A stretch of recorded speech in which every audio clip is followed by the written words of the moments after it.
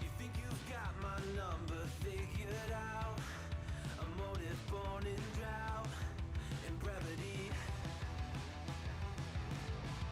And if I'm not the soul of your design, I blatantly decline your remedy. Don't box me in, don't, or I'll leave. I'd rather be a dreamer, I'd rather be free, I'd rather be a leader, I'd rather be a queen, I'd rather be a singer in a trashy cover band. I'd rather be a closer, I'd rather be clean, I'd rather be a poser in a magazine, I'd rather be pretty much anything else than your machine.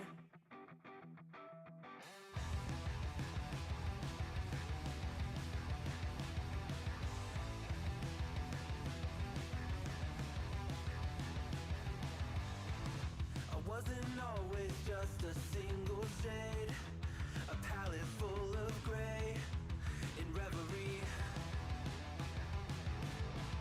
And I can burn it brighter than the sun. I have a golden gun inside of me. Don't box me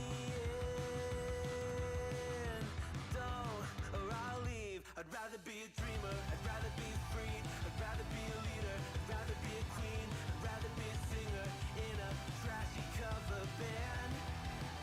I'd rather be a closer, I'd rather be clean, I'd rather be a poser in a magazine, I'd rather be pretty much anything else. And if I fall behind, ignoring all the signs, if I lose the fight, I still rage against the night. Don't box I'd rather be a dreamer, I'd rather be free, I'd rather be a leader, I'd rather be a queen, I'd rather be a singer in a trashy cover band. I'd rather be a closer, I'd rather be clean, I'd rather be a poser in a magazine, I'd rather be pretty much anything else than your machine.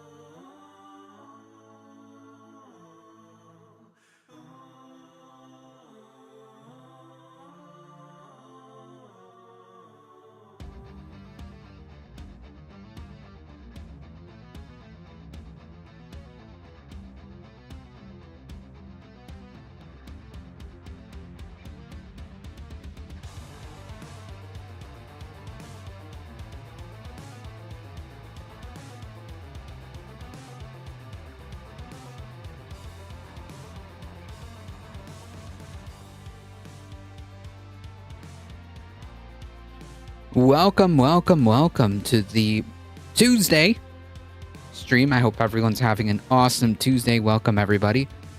I appreciate everybody being here. Thank you all. Mighty Mouse, Mouselander. Quad Bennett, welcome. Welcome, welcome, welcome, everybody.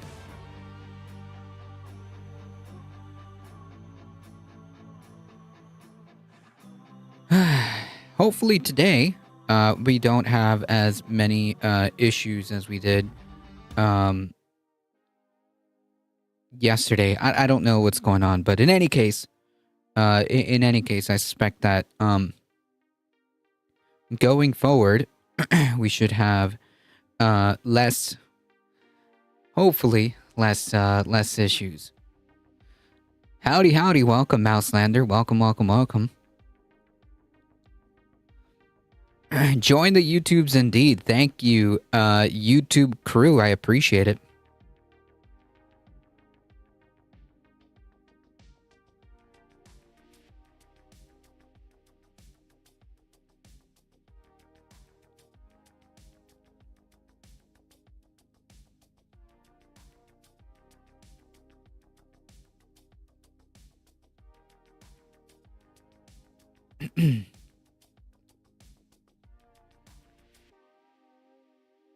Oh, there goes the camera.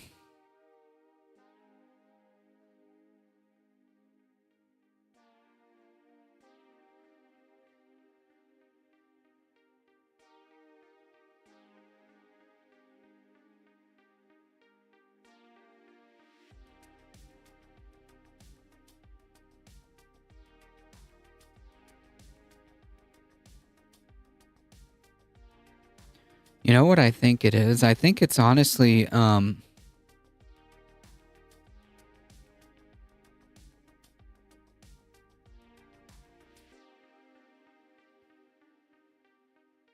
think it's honestly the,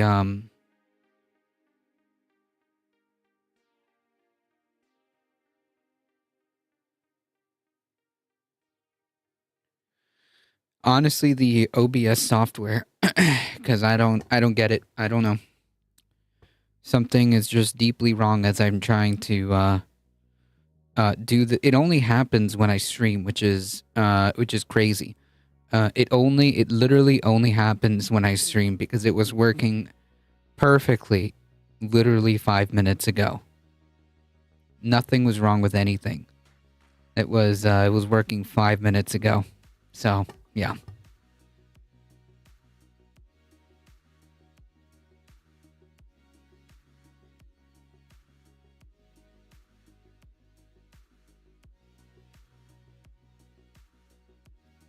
I genuinely think that it has to do it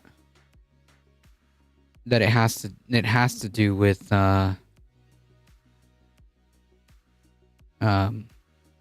OBS. Ground level news. Welcome. Welcome, welcome. Yeah, OBS does indeed suck.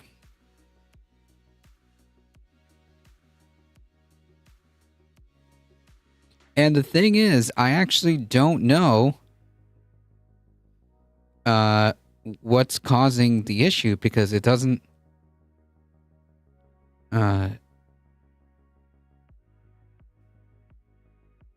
it literally I don't know.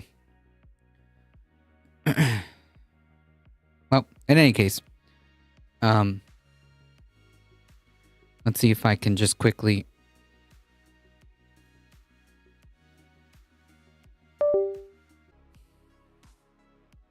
Okay.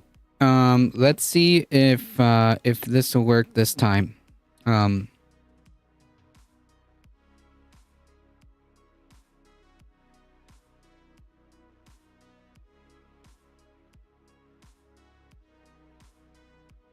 Okay. I will just stream OBS this way, and hopefully we're okay. Let's just hope that we have no further issues, and hopefully we just have no further issues and go. So what I ended up doing right now is just I ended up restarting OBS in safe mode because I'm using Stream Elements. But we'll see if that actually makes a difference.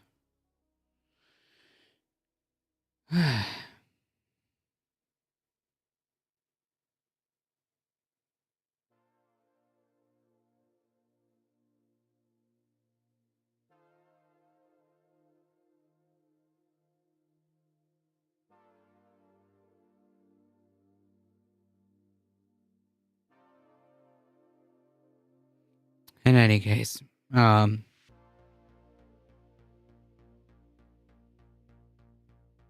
hopefully that's it, and we don't have to restart the stream anymore.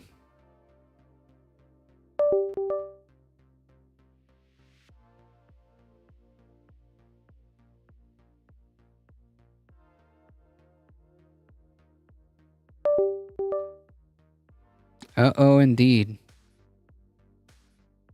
Welcome, Holy City.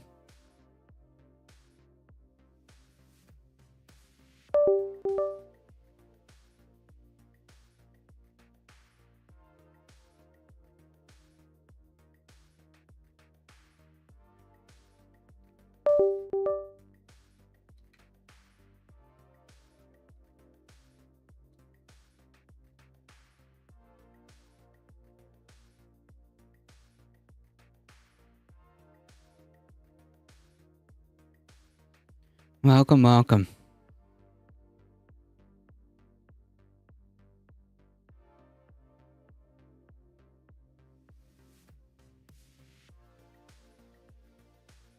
Okay.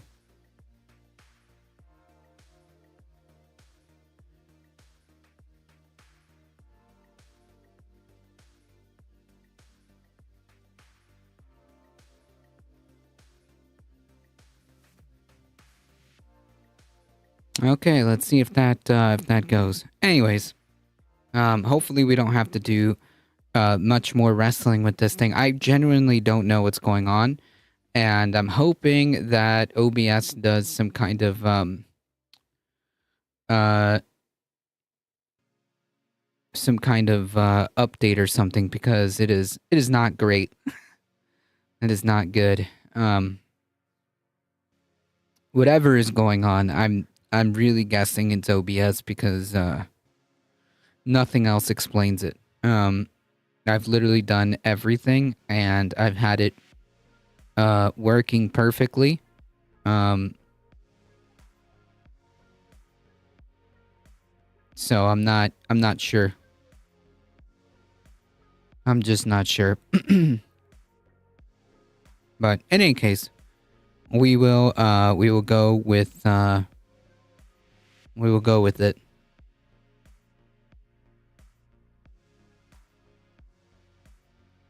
All right.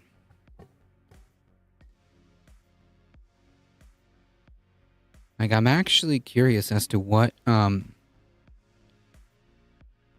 the issue is, but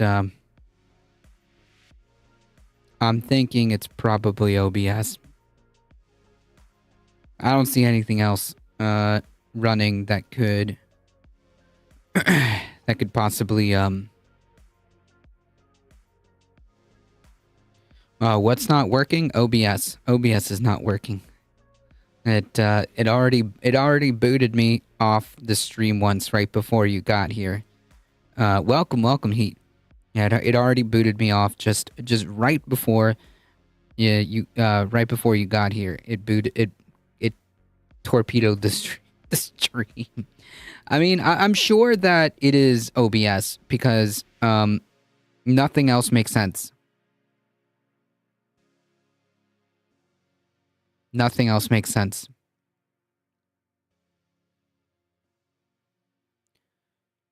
I've tried everything, and I don't think it's any of my hardware devices. So I'm just gonna blame OBS and move on. All right, folks. Let's get started because it's already 5:30. Let's do it, folks. Thank you all for hanging out. Again, if you want to support the channel, for the YouTube team, keep liking the stream. I appreciate it, and subscribe to the YouTube.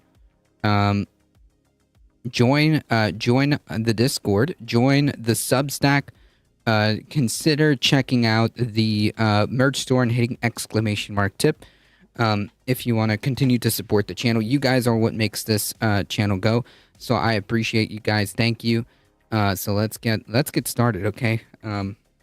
Strike while the iron's hot. Since OBS is giving us a little bit of a problem here. We'll strike while the iron's hot. Let's go.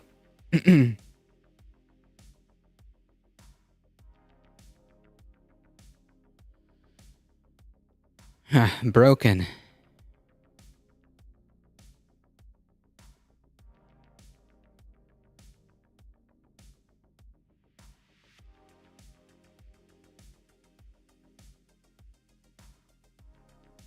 All right.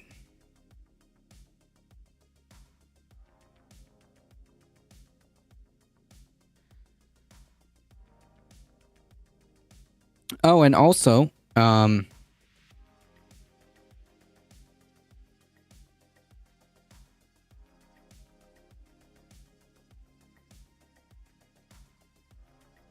without the S. Gotcha.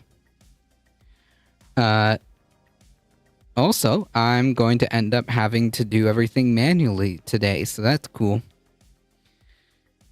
That's cool. Tools, if I restart this, all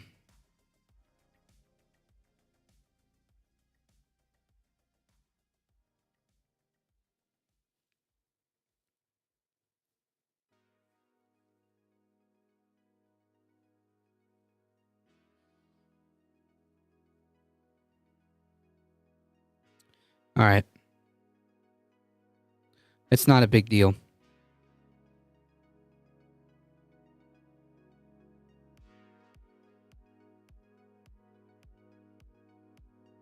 We'll do it this way.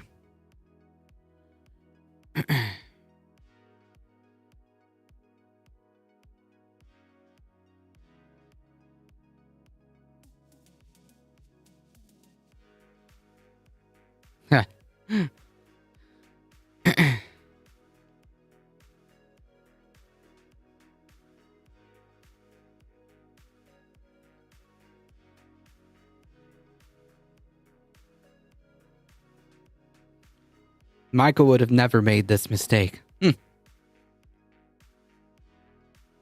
That's funny. All right, let's get started. Let's do it. And this guy's just 100. All right, let's talk about some billionaires here and this guy's just multiple hundred millionaire, right? Joe Rogan, he's not quite a billionaire yet, but he's probably like, at least in the past couple of years, made couple $100 million on one deal, probably $100 million other. I don't know. His Spotify deal is like $250 million. And but there's overhead. Taxes, and you got to pay your agent. So you may only have $150 million. Yeah. So his job is to just a little bit, just only $150 million. Bring on billionaires and have them articulate some type of like grievance, one that is about like, whatever, free speech maybe, because they're, these tech billionaires are so enamored with free speech, or about how they're being forced to be DEI. And the solution is to get the Federal Trade Commission or the Consumer Financial Protection Bureau to stop suing them because they're monopolies. Here is Joe Rogan doing his work as the butler to the billionaires. Sir, how should we deal with your problem with these pesky little government regulators forcing you to comport with antitrust laws? Yeah, travesty. Oh, why don't you come on and complain about how someone swore at you? The Chrome extension everyone will be using in 2025. I feel like I just found a Google cheat code. This Chrome extension Well, what was the premise? Like, what were they saying was your offense? Was it that you were allowing information that was not true, that was getting out there? I know there was also, they're saying that you guys were allowing hate groups to speak. There was a lot of this. Yeah. I mean, the tough thing with politics is that there's like, well, when you say who someone's coming after you, are you referring to kind of the government and investigations and all that? I mean, so the issue is that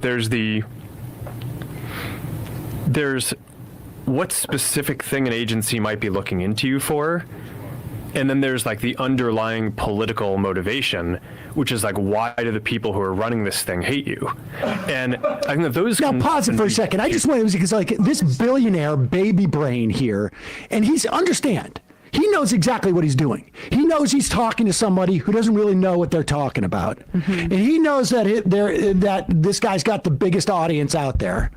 And so he's going to make it about hate you. The government hates me. Mm-hmm. The government hates me. I mean, like what child would think this? This guy's a billionaire. Like the government hates me, man. You know, I make how much is Mark Zuckerberg worth? Like literally hundreds of billions of dollars, like with a B. Yeah, the government hates him. Look at his new theme. How old is Zuck? About our age, is he not? That is a good question. How old is Zuck?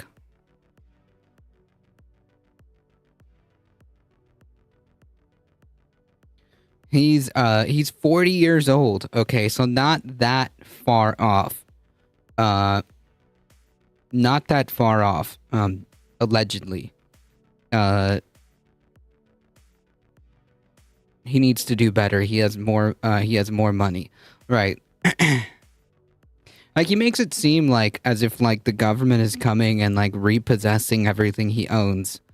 That's wild. How childish this mentality is. This guy has destroyed companies, bought competitors.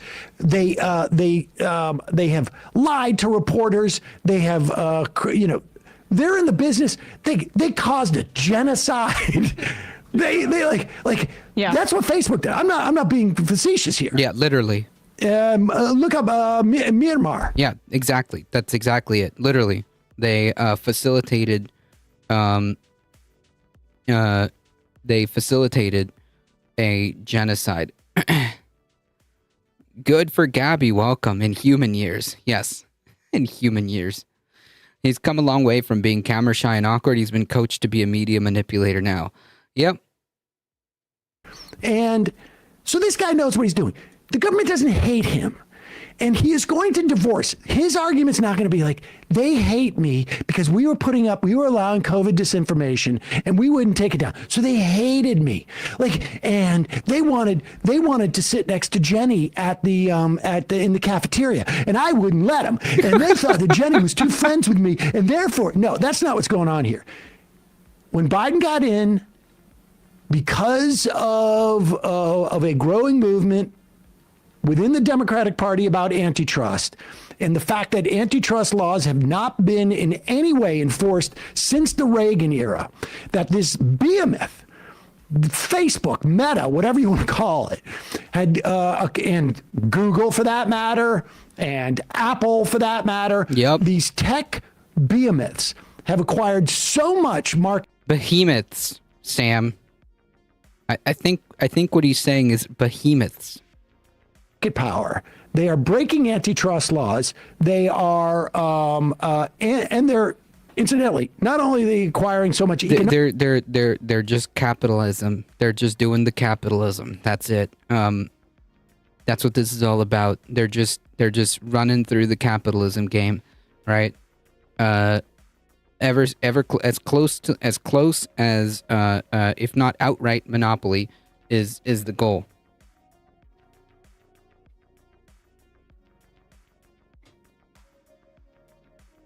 That's what this is about.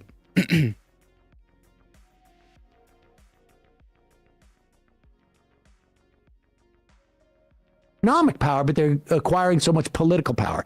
And he doesn't want you to know that. But He doesn't want to know that this is the reason, though. I'm sorry. Just like right now, Meta is under. You bring up antitrust. Pop this up, yeah. Meta is under in April. There will be a if I don't know the Trump appointee, if they kill this case, which is literally what Zuckerberg is trying to to make happen right now with this advertisement on free advertisement by state media Joe Rogan. Meta faces April trial in FTC case seeking to unwind Instagram merger. They acquired Instagram in 2012 and then WhatsApp in 2014. The accusation is that they overpaid for them because they wanted to kill a competitor. Instagram and TikTok, by the way. TikTok is Instagram's biggest competitor by far. And you know what the Supreme Court may uphold? A TikTok ban, which will just inflate this guy's net worth. So he and Elon Musk are in a race to loot all of us right now by killing these actions that would benefit the general public. Yeah, and he leans into the Fauci thing because anti-vaxxers are Well, because that's where the market, that's where he's sitting on. He's on this show. That's what I'm saying. That's what they want to hear. They're herd animals that are easily led. But again, these were the same people that are talking about Save the Kids the other day. Another reason that the FTC is looking at Mark Zuckerberg's Facebook is because of spying and profiting off data from kids. All right, so just remember the timeline here, right? Trump wins. Zuckerberg basically announces, hey, we're going to allow hate talk on our site now. We're not going to do any disinformation checking. You know, all of that push that we had to have actual journalists do any fact checking, we've decided we're not going to do that anymore. And we've hired basically our global affairs guy is a former Bush administration official who was part of the Brooks Brothers riot in 2000, longtime Republican operative. And then once they do all that, this guy goes down to Florida to visit with the new monarch, Donald Trump, and I wonder if Joe Rogan's going to go like, well, wait a second. When you say the government hates you, like in the same way that I hate this guy who, I bumped into it, who was a real dick to me in junior high. Yeah. Does this have anything to do with the Federal Trade Commission antitrust actions against you? Let's see if he does. Who wants to put a bet and see if Joe Rogan's going to ask that question? I just want to flesh out. I would bet a lot of American dollars that Joe Rogan does not ask him that question. I would bet a lot of American dollars that Joe Rogan is not gonna ask him that question, and instead he's just gonna nod along and just say like, yeah, exactly. Did you catch the Hegseth? What is it? Is it not meeting committee or no? I did not. Welcome, Globus. That was epic. There's a reason why religions want you to think of yourselves as sheep. Yep.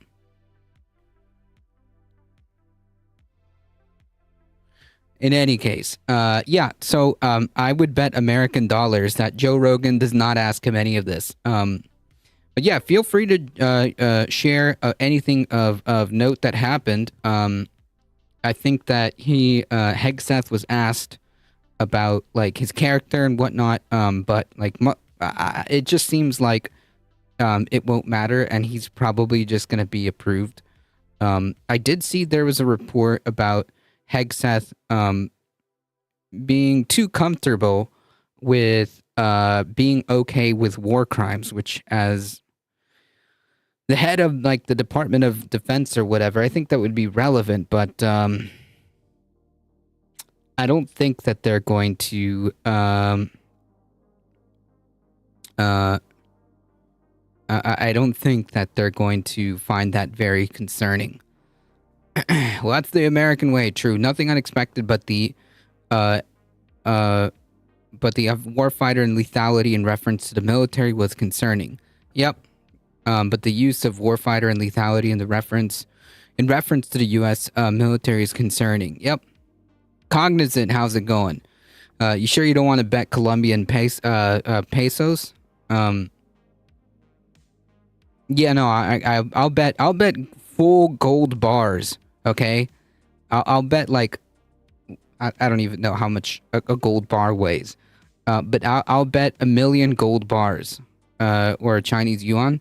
I'll bet whatever you want. I'll bet like straight up gold bars. Okay, that this guy is not going to ask him about any of this.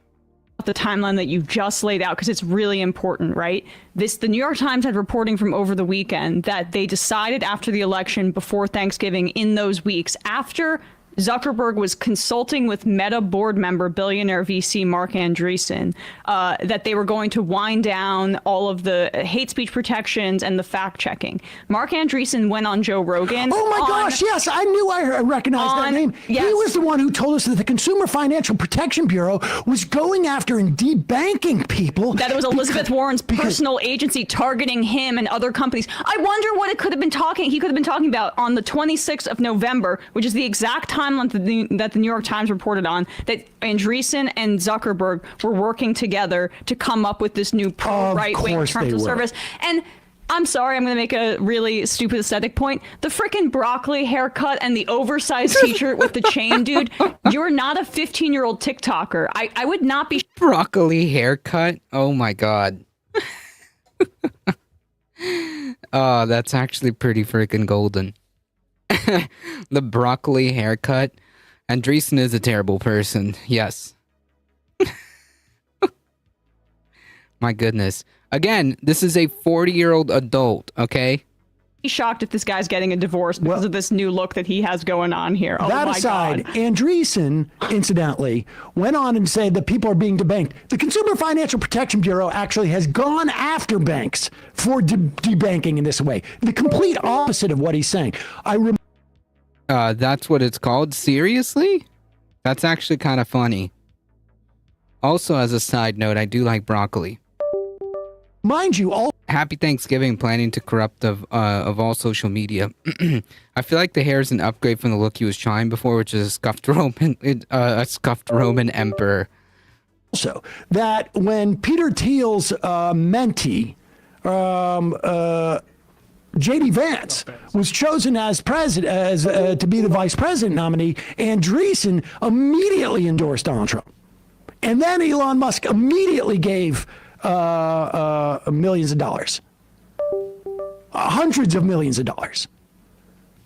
So I bought a $500 bottle of Creed Aventus because it's the world's most popular fragrance, potentially of all time. I mean, it's won by royalty. It's a masculine concoction of citrus, pineapple. And then there's like the underlying political motivation, which is like, why do the people who are running this thing hate you? And I think that those can often be two very different things. So, and we had organizations that were looking into us that were like not really involved with social media. Like I think like the CFPB, like this financial, I don't even know what it stands for. It's the Pause it. This guy, you telling me this mofo doesn't know what the Consumer Financial Protection Bureau stands for? Are you, like, how effing dumb is Joe Rogan? How effing dumb, or how much of a... Do you really want to know the answer to that question, Sam? Because the answer to that question is yes. He's as dumb as they pay him to be. Exactly.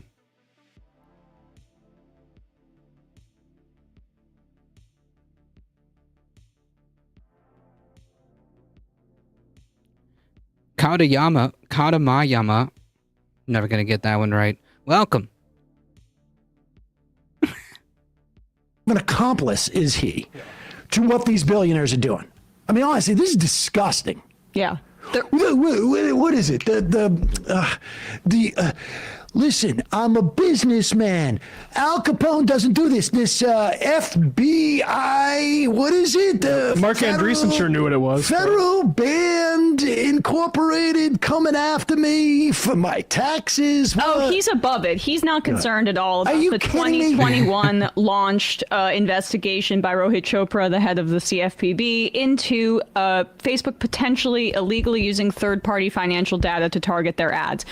If he doesn't know about that major government, Of course he does. the name of that agency head looking into his company, then he's just really bad at Listen, his job. this whole Consumer Financial Protection Yeah, Bureau thing the, they just pulled, and go back. Understand, this is the what is it? The consumer protection whatever? I don't know. Kudama Yama.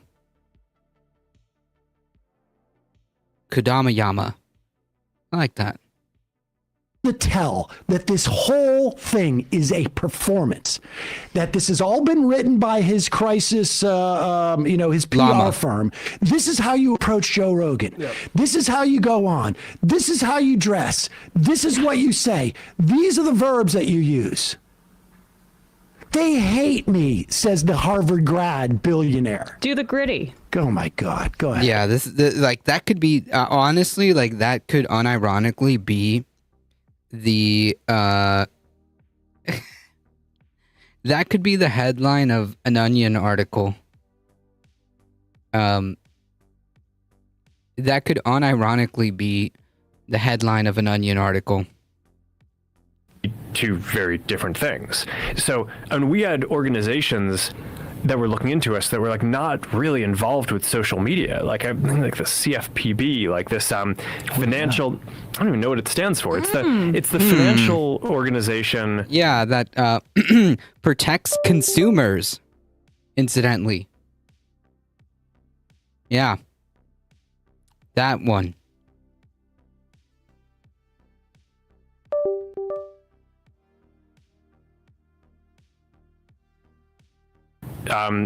That Elizabeth Warren had set up. Oh, great! And it's basically, it's like, we're not a bank. The We're not debanking section. Yeah, no, so like, we're not a bank, right? It's like marketplace. What does Meta have to do with this? But they kind of found some theory that they wanted to investigate, and it's like, okay, clearly they were trying really hard, right, to find some theory, but I don't know, it kind of like throughout the party and the government, there was just sort of, I don't know how this stuff works. I mean, I've never been in government. I don't know if it's Oh my record or God. it's just like a quiet consensus. Oh boy. Yeah, you know what the notifications are? It's the devices going crazy. That's what it is. It's literally the devices going off and on. And it's actually wild that this only happens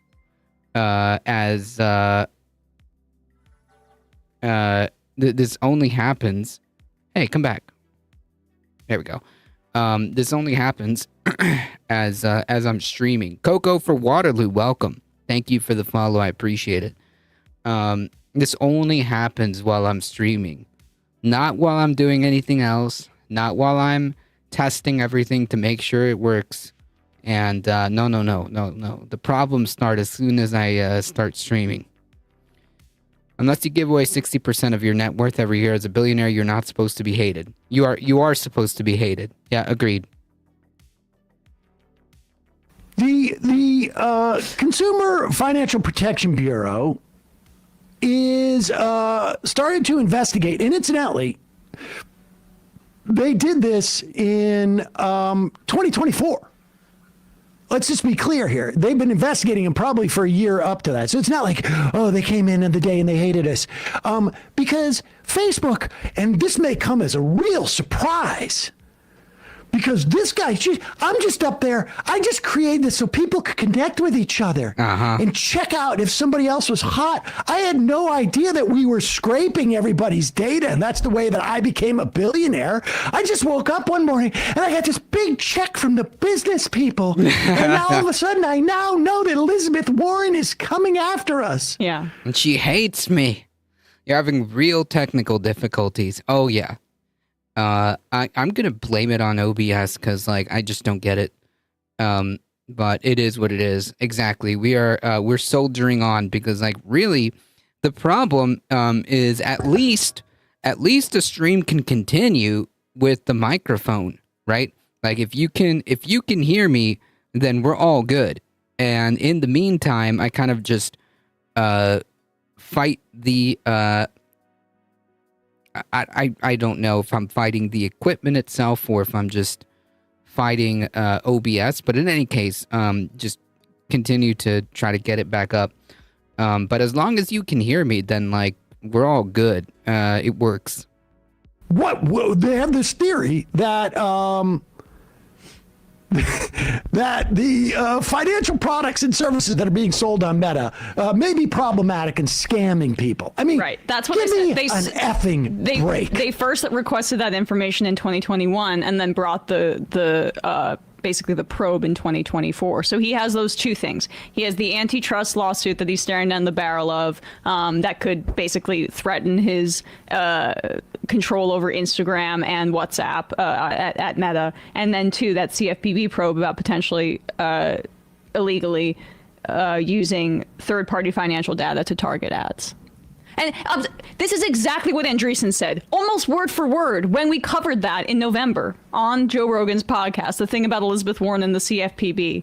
And like the natural follow-up to when he goes on this screed here would be like, what are they saying they're investigating you for? Does he ask that question? Another thing we should find out. Nope. I don't know how this stuff works. I mean, I've never been in government. I don't know if it's like a directive or it's just like a quiet consensus that like we don't like these guys. They're not doing what we want. We're going to punish them. But it's don't piss down my back and tell me it's raining. It's tough to. That's funny. Yeah, I mean, like this is obviously this is obviously theater, right? Nobody believes this, okay? Literally nobody believes this, okay? No rational person is going to seriously believe that this dude is acting in good faith here. Be at the other end of that. What was it like? Well, it's not good. I think. Well, the thing that I think is actually the toughest, though, is it's global, right? So, and really, when you think about it, the U.S. government should be defending its companies, right? Not be the tip of the spear attacking its companies. So when we talk about a lot. Where's Okay, what TikTok is going? the experience of? Okay, if the U.S. government comes after you, I think the real issue is that when the U.S. government does that to its tech industry, it's basically just open season around the rest of the world. Okay, first off, like... Wait. How is it open season on the rest of the world? That makes no sense, dude. Regulatory agencies have a mandate to act. Yes, exactly. Right. Exactly. Makes zero sense.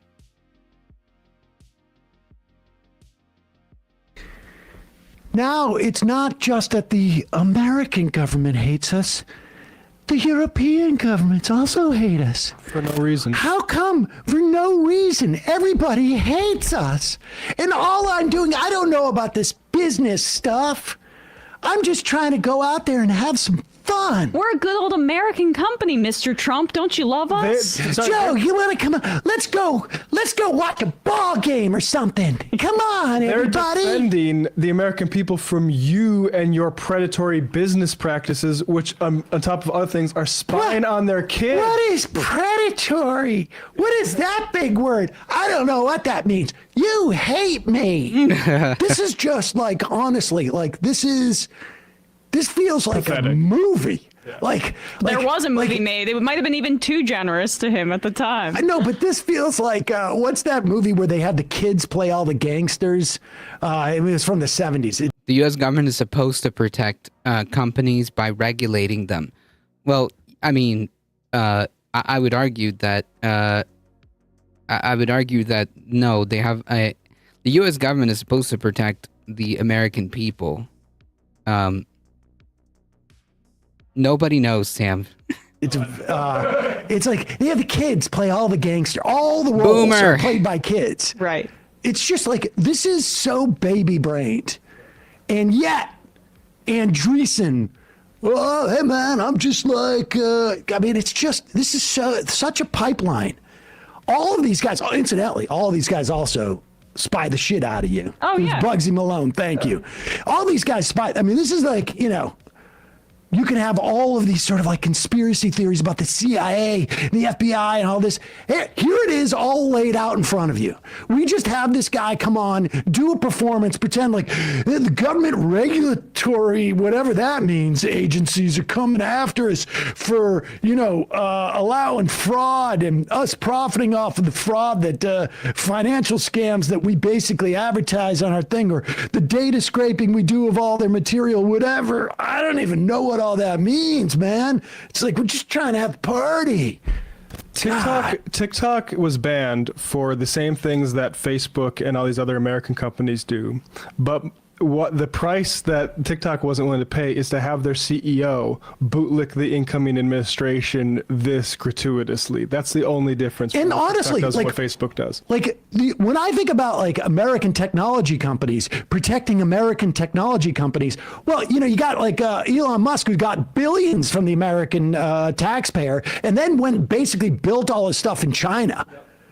Yep. These guys, it seems like TikTok can be replicated.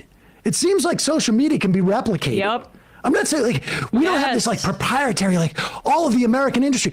You just fired how many thousands of Americans? I mean, give me an effing How many? break. Can you search the transcript? Did Rogan ask Zuckerberg about H-1B abuse at any time in this 3-hour conversation with a billionaire? We should search that. The government should be a counterbalance to concentrated wealth. Correct, because that benefits society. Like, that's actually beneficial to society. That's how it should work. Correct.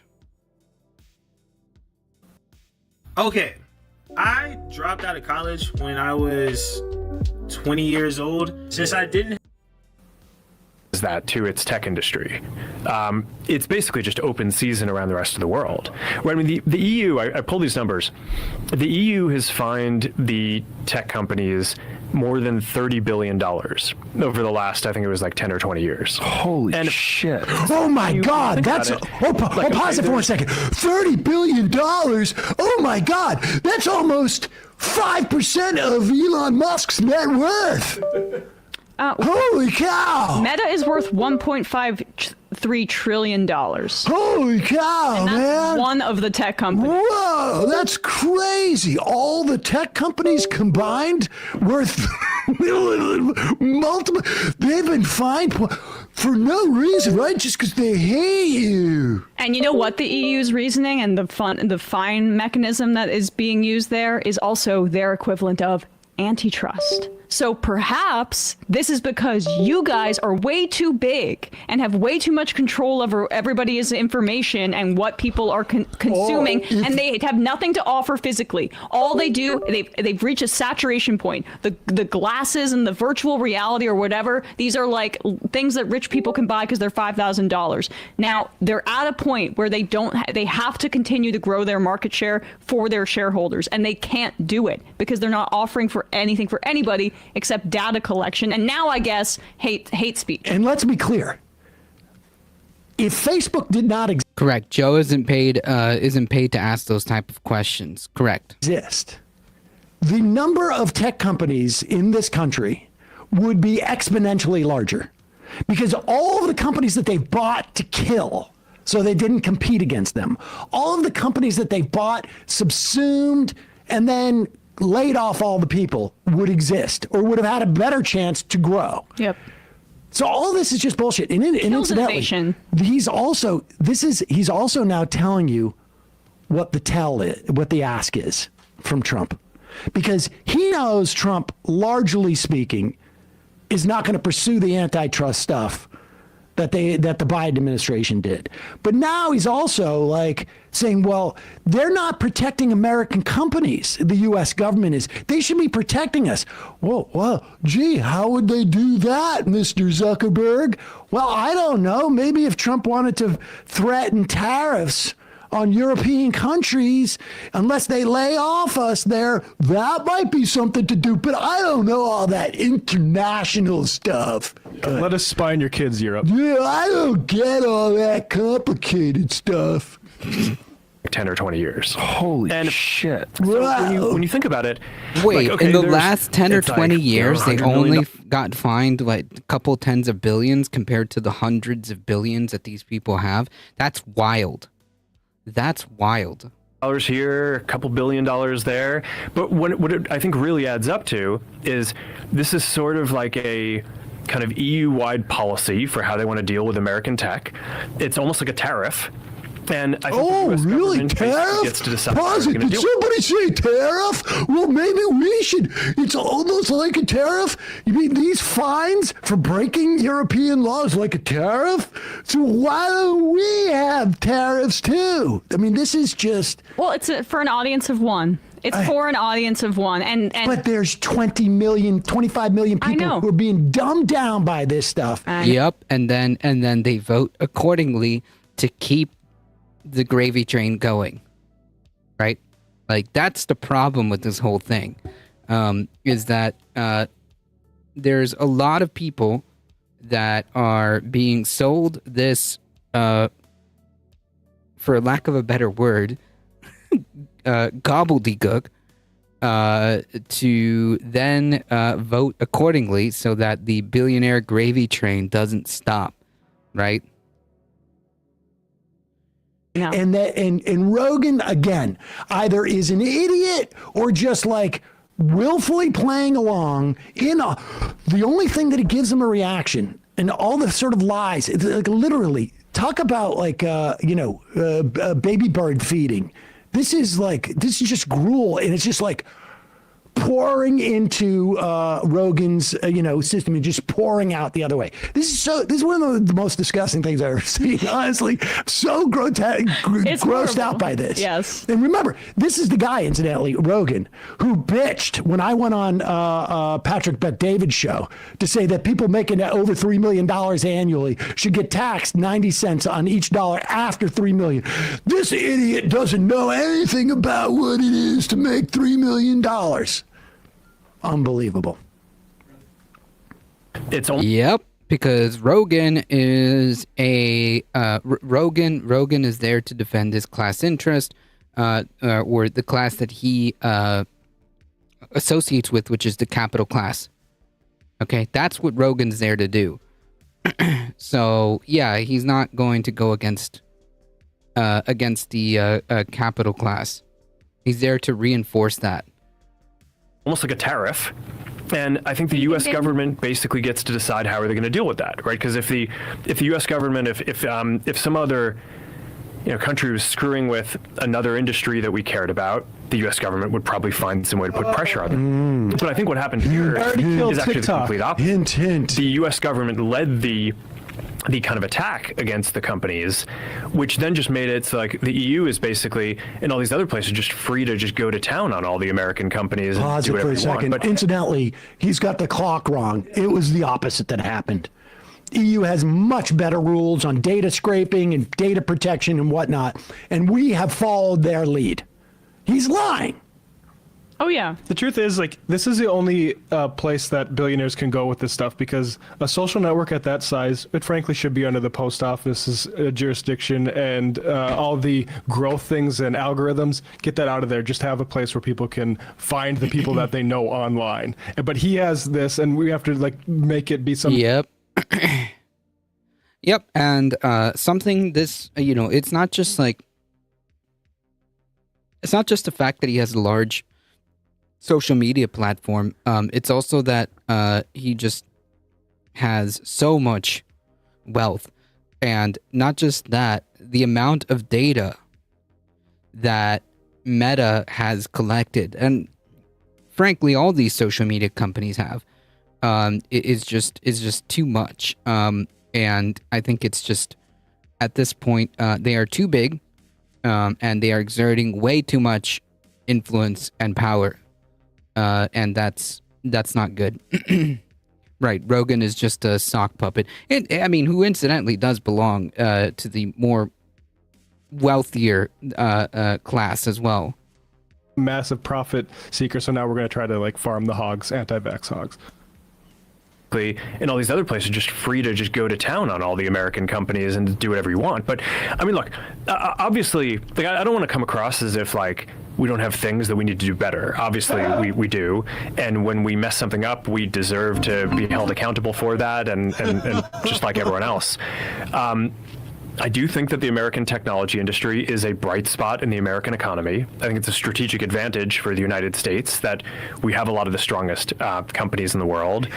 And I think it should be part of the U.S.'s strategy going forward to defend that. And okay, no, it's not. It's actually not true. These companies need to be broken up. The amount of useless speculation that has been poured into these social media companies that are just there at this point in their like gestation, are just there to suck your data away and sell it to advertisers. The amount of money that is invested in them is completely unsustainable. I mean, we have a bunch of just like speculative bubbles that could be cropping up and just things to look out for, whether it's we saw there was some fears about the commercial real estate bubble before, but cryptocurrency and all that speculation is going to be a huge issue for our economy, I think, as well. This too, if the American economy is reliant on these companies that have nothing, again, Hey, welcome. Very nice TV rating in. Thank you so much. I appreciate it. Welcome, everybody. Welcome. Thank you. Everybody, please take a second to go and follow Very Nice TV. That's twitch.tv/very_nice_TV. Go show them, go show her some love, please. Thank you so much for bringing your wonderful community over. If you don't know who I am and you have not seen me before, I am A Difficult Truth. I do the news. I do the politics. We're here Monday through Thursday, 5 p.m. Eastern. Thank you. I appreciate it. Thank you for the raid. If you enjoy the content, then hit that follow button, okay? And stick around. Thank you. I appreciate it.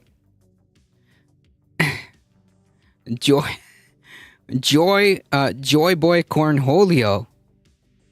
Welcome. That's funny. I like that. That's actually pretty freaking funny. Thank you. I appreciate the raid. He's such a lint licker. Oh man, that was that's a throwback right there. that advertising is quite the throwback. Pleasure rating in. Thank you so much. I appreciate it. Physical to offer except what I just said, then we're in deep trouble. It's actually would create much more resiliency in our economy to break these people up. But he's lying because he has his own wealth to worry about. I mean, in Western capitalists, they look at America and the tech sector because that's where profits can be made by people who just want to make money with money and not actually do any work. I think it's a huge dead end because you look at what, say, China is doing, putting money behind important things like fossil fuel, high-speed rail, exactly, or electric cars, and we're not doing any of that shit because people like this are effing around about AI and cryptocurrency and free speech bullshit, and you know, it looks good to investors, so that's what we're going to continue sinking money into, is this dumb bullshit. It's unbelievable. All right, well, we're going to have to play more of this Zuckerberg stuff. Oregon Gal, thank you for the follow. I appreciate it. Thank you and welcome. Mouselander. Tomorrow. But honestly, it's beyond gross how the multimillionaire Rogan brings these multi-billionaires on and fillets them in such a way. And while these guys are just lying, and so obviously lying, and so that they can ultimately screw all of Rogan's listeners. That's what's going on here. And I don't know if Rogan is a willing participant or just too dumb or just too odd, but I've got billionaires hanging out with me now. I got billionaires in the green room at Mothership, man. Yeah, and all of a sudden no longer interested in UBI because people don't want to work hard. Exactly. Yep. The everyman. He's an everyman. You're a fool if you believe that, or even if you like pay lip service to it. He's a loser, Joe Rogan. We got more clips. It's 2:46. But yeah, I wonder if speaking of the green room, I wonder if Jared Kushner was there backstage. Not saying he was, but he has been before. Without a doubt. Hey, folks, don't forget to hit the subscribe button and check out our daily show. We do it every day at 12 p.m. Have you talked about Elon's stellar gaming skills? No, but I saw a recommendation about Elon Musk's fraud gamer. What is this? Fraud. This was on my recommendation. Fraud gamer situation. So I imagine that I imagine that he probably paid people to he probably paid people to, like, I don't know, pump up his accounts or whatever, get him to the levels that he needed to get there. Get up. Okay, yes, that's true. I do see that. Let me get up. Regurgitating on pictures of billionaires. I think billions makes you bonkers. Indeed. Indeed. Give me 1 second, folks.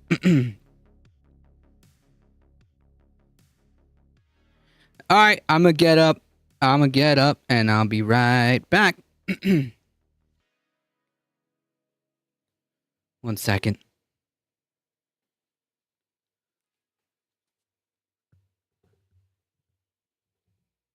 Literally, I'm just gonna refill my drink.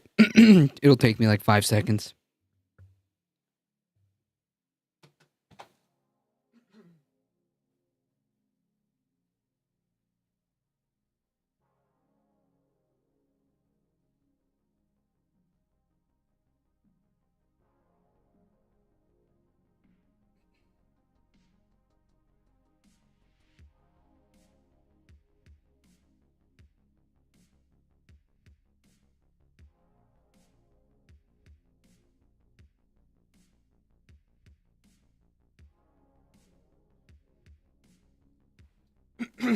All right.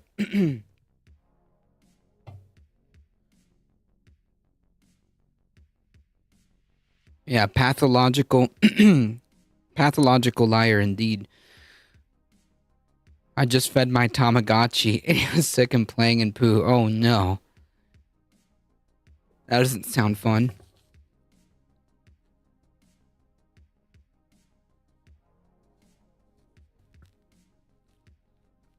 All right, let's get back to it.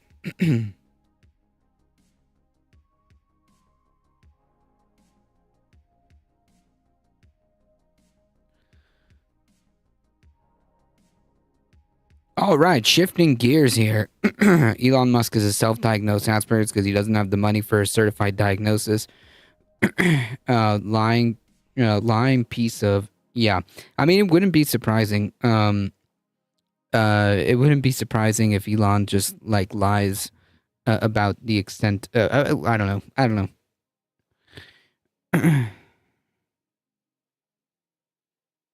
My kid got one. It was a throwback for me. She hates it. Why? Oh my goodness, man! I would give anything for a freaking Tamagotchi back in the day. I think I only had like one or two, and they used to have like themes, right? They used to have themes.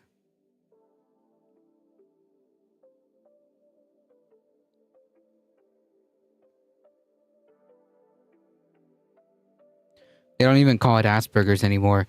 Elon Musk is not autistic. I genuinely don't know. I genuinely don't know.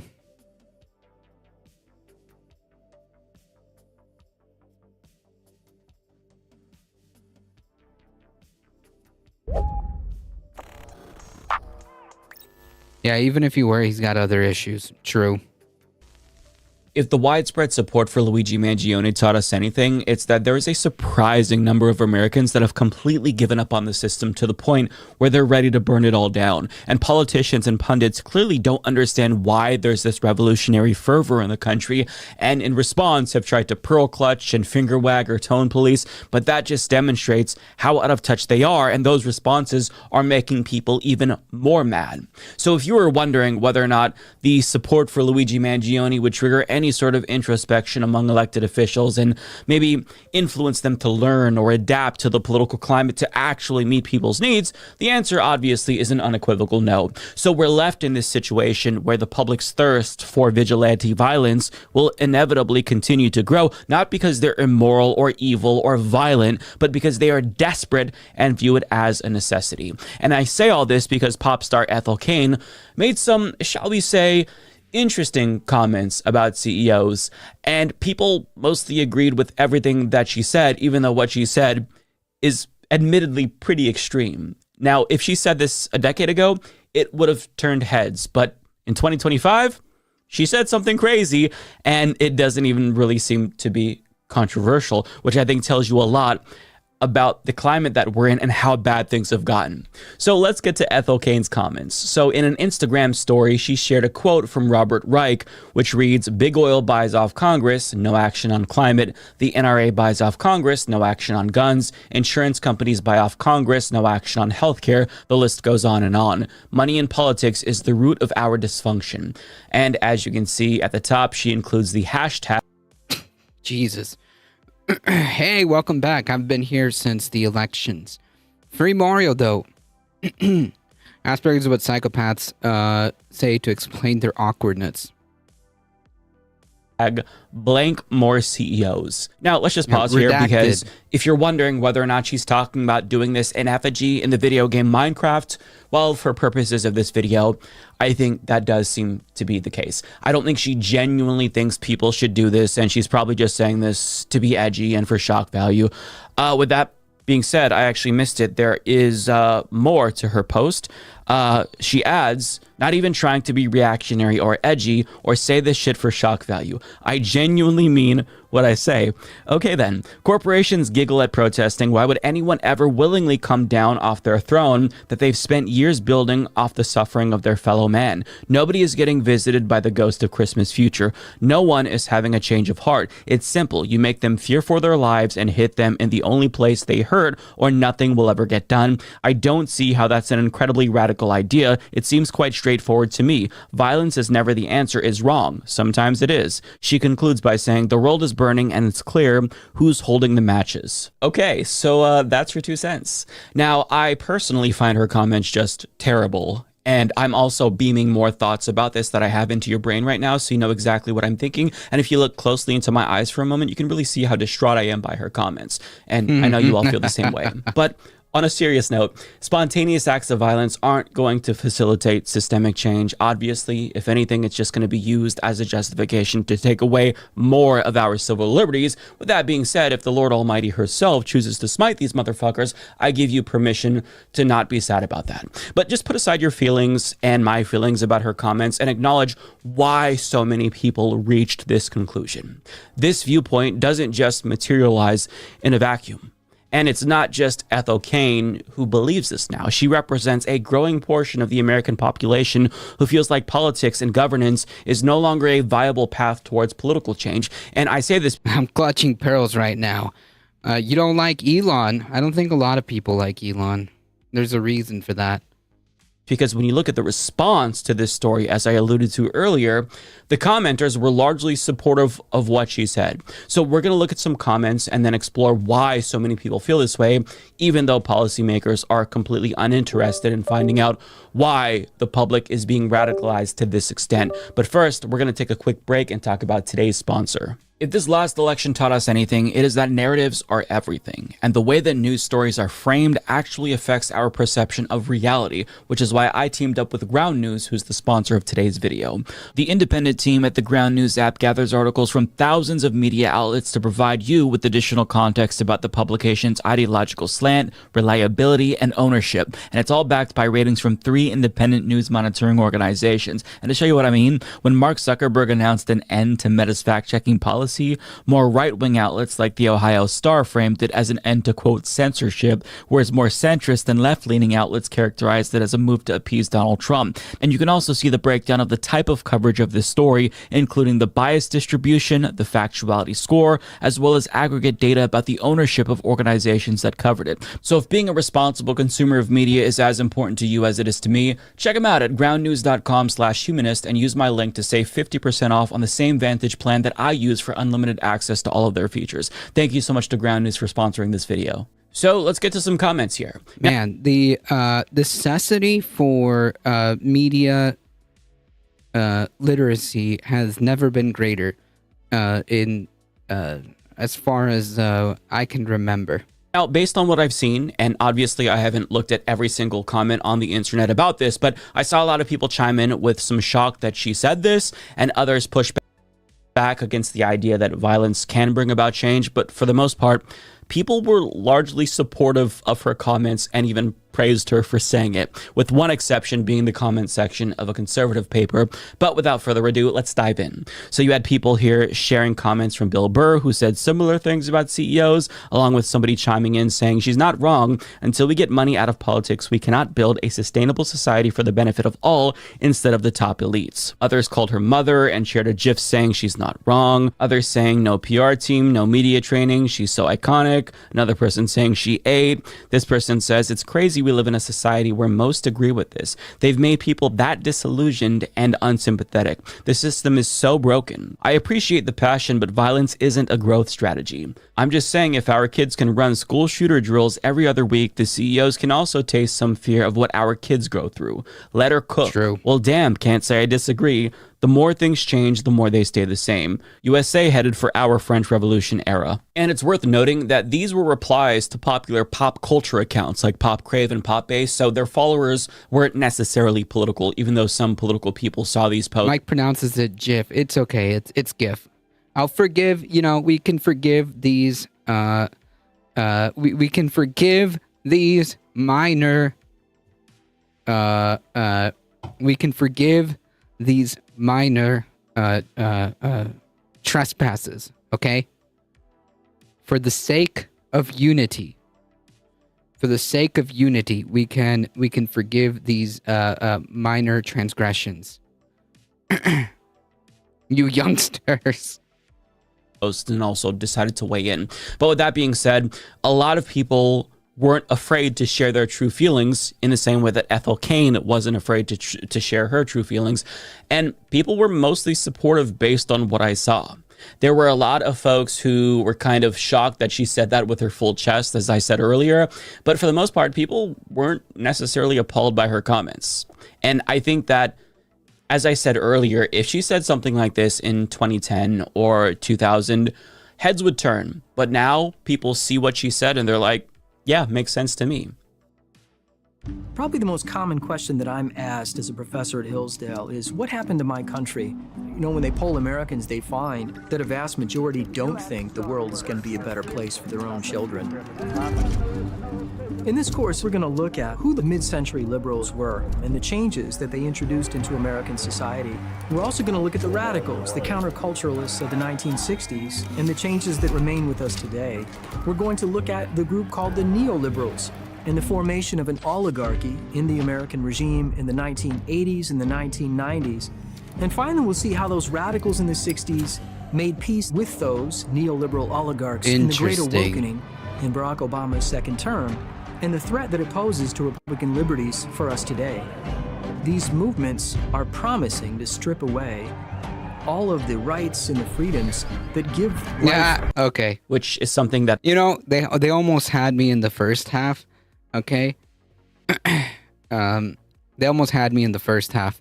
CRT is a cathode ray tube. Yes, and I remember those actually. I do get wild ads. For a second there, I was like, okay, it sounded like they were making a critique of liberalism, and then I understood, where it was going. That's wild. Yeah, almost. That the government should take note of, not because I want them to surveil people, but because it speaks to how disillusioned they are with the system and their actions. And as a matter of fact, it was actually hard to find people who took issue with her comments. But I did find one, the comment section of this Daily Mail article that reported on her comments. Now, the audience here is more centrist and right-leaning, so I don't necessarily expect them to be as in agreement with her.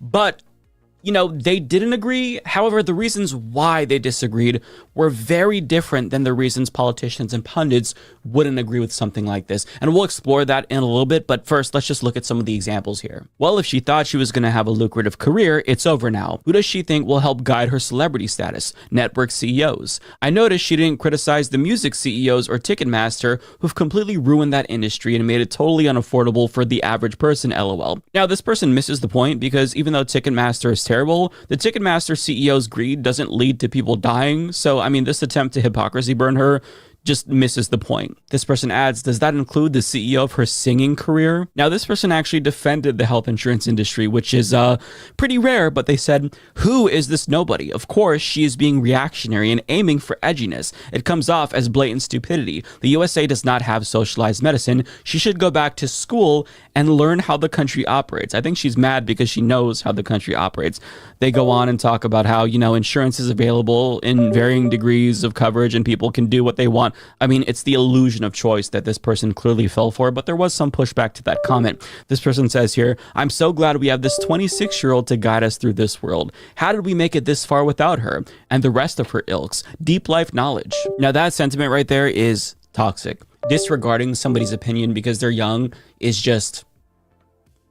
You're part of the problem if you have this belief. Now, that is just a small sample, obviously, but there were more commenters who were attacking her because she was a nobody, which is not true. She is huge. I'm a massive fan of Ethel Cain. I just discovered her last year. She is massive. Now, there were others that were misgendering her and just generally attacking her with ad hominem attacks. But for the most part, even in more conservative portions of the internet, the response is very different than the response from, say, conservative pundits who are multimillionaires themselves. There weren't many conservatives that instinctively attacked her for endorsing violence specifically, because on some level, even these conservatives in these comment sections, they understand how violent the system is towards regular people. Whereas when it comes to elites in media, like Chris Cuomo or Ben Shapiro, when they saw the widespread support for Luigi Mangione, they were mostly taken aback by the support for violence, because even though they're rich, they're not rich because they're consequential CEOs in industries that affect people's lives. They're just loudmouths in media, but they're still rich. And as a result, they viewed it as an attack against their collective class, which is why they had that reaction. Right. And, there's clearly a disconnect between them and the working class right-wing viewers, because to them, the pundits, the elite class, the system isn't violent because they can't perceive of it being violent because it could never be violent to them. They have enough money to survive if their claim is denied, whereas a normal person in their audience could go bankrupt or die if their claim is denied. So, class status leads to two entirely different perspectives on this issue, and that's really interesting to see. Now, I'm assuming that people like Ben Shapiro are going to react similarly after seeing Ethel Cain's comments and, the support for her, but rather than be... Yeah, I can see it now. Radical left liberal endorses outright mass murder. I can see Ben Shapiro, the Ben Shapiro thumbnail already. Loony leftist endorses mass murder. Being appalled, I want to challenge them to be curious and ask themselves how someone like Ethel Cain would become radicalized in the first place. and why so many working class people agree with her? That is a very important question. Think about it. Ethel Cain is a 26-year-old, and in her entire adult life, she has never experienced a government that is responsive to the people. For example, in 2020, we saw the George Floyd protests morph into a global call for action and for systemic change in American policing. Thousands of people in cities across the world demanded action in the aftermath of George Floyd's murder. And nothing. And do you want to know what happened? Nothing. Jack shit. The part. Yeah. So like, apart from like a couple of things that happened here and there, really, on a mass scale, as far as police reform, that just didn't materialize. Like that just did not materialize. Like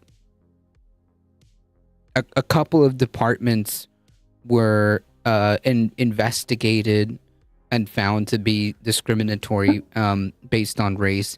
The officers that murdered George Floyd did go through a trial. But like as a fundamental change, as a how do I say this, as a way of like actually changing anything like fundamental across the board, nothing really happened. Not really. Not really. Nothing was addressed as far as the underlying problem, and it persists today. It still persists today. Party in power at the nothing. time, Republicans responded by calling for violence against the protesters. Meanwhile, police brutalized citizens with chemical weapons, and Trump privately talked about shooting them in the legs. Now, they didn't even pretend to have any interest in addressing people's demands. Instead, they were focused on suppressing their rage and activism. And then when Democrats came to power, they didn't implement the reforms activists demanded either. And one of the main calls was defund the police. And nowadays, everyone tends to talk in the past tense about the police being defunded, when in actuality, Democratic leaders around the country increased funding for police with full-throated support of the Democratic president. I mean, in a functioning democracy, when you see that level of activism in your country and around the world, and an outcry from people everywhere, and that results in just no policy change? Nothing. What message does that send to people? And that's just one example. Ethel Cain is also a huge supporter of Palestinian human rights, and we've now witnessed an ongoing genocide in Gaza for more than a year. We've seen images of children being massacred, all while our government funds it and defends it. And throughout 2024, politicians in both political parties were heckled about their complicity with this genocide, and you'd think that during an election year of all times, they would at least try to placate us, at least pretend to care about what we want. But do you want to know what they did? They gave us the middle finger. Yep. They waved the Israeli flag in our faces in front of protesters, and both parties did this. Both parties voted to increase funding for genocide, and then both parties voted to ban TikTok in a transparent attempt to hide the genocide. Yeah, so like, I mean, of course, both parties are complicit in this, but like, the problem is that one of them sells themselves as the opposition party, right? And that's the problem. Nothing new since 1619. From us. The House just overwhelmingly voted to sanction the ICC for issuing an arrest warrant for the war criminals directly responsible for this genocide. And politicians in both parties are taking pictures with those war criminals now that have arrest warrants out for them. I'm looking at you, Cory Booker. Their response to all of us has been fuck you. And these same politicians who have been arming and funding a genocide now have the nerve to scold Americans for cheering on vigilante violence while their hands are soaked in blood. It is ridiculous. And I say all this again to say that Ethel Cain never experienced a responsive government. For her entire adult life, she's witnessed an increasingly corrupt government turn a blind eye to some of the most worst crises in this country and in the world. Climate change, homelessness, healthcare, it doesn't matter how much something is really bad or how much an issue needs to be addressed. They've made it clear they are fundamentally uninterested in doing even the bare minimum to help regular people. But it's not just young people like Ethel Cain. Literally everyone has watched in horror as politicians become antagonistic towards their own constituents as things get worse, which is when they should be trying to like at least pretend to be understanding, but they keep giving us the finger and spitting in our faces even more. Young people can't buy homes, yet we're blamed for not working hard enough. Unhoused people have nowhere to go, but they're blamed for cities being dirty and unsafe. And while working people suffer more and more, the politicians are enriching themselves at their expense while the world burns, and pundits are providing them with the cover to fuck us over. So rather than asking what's wrong with the peasants who yearn for violence, they should be asking what's wrong with them. They are the reason why people like Ethel Cain can say something like this and get applauded. But they have no interest in even exploring why people are so mad. You know, they could listen and then subsequently adopt policy changes to improve people's lives if they really wanted to re-legitimize the system, but instead they're trying to reify the system by making an example out of people who challenge it through acts of violence. For example, they subjected Luigi Mangione to a ridiculous perp walk that backfired tremendously, and they arrested 42-year-old Breonna Boston for saying delayed, denied, deposed, you people are next, to an insurance agent at Blue Cross. And this is something that she said in anger because her claim like that's actually beyond absurd. You know, that is actually beyond absurd. Dudes, I'm reviewing the American Revolution in our second grade curriculum. I'm getting ideas, I'm just saying.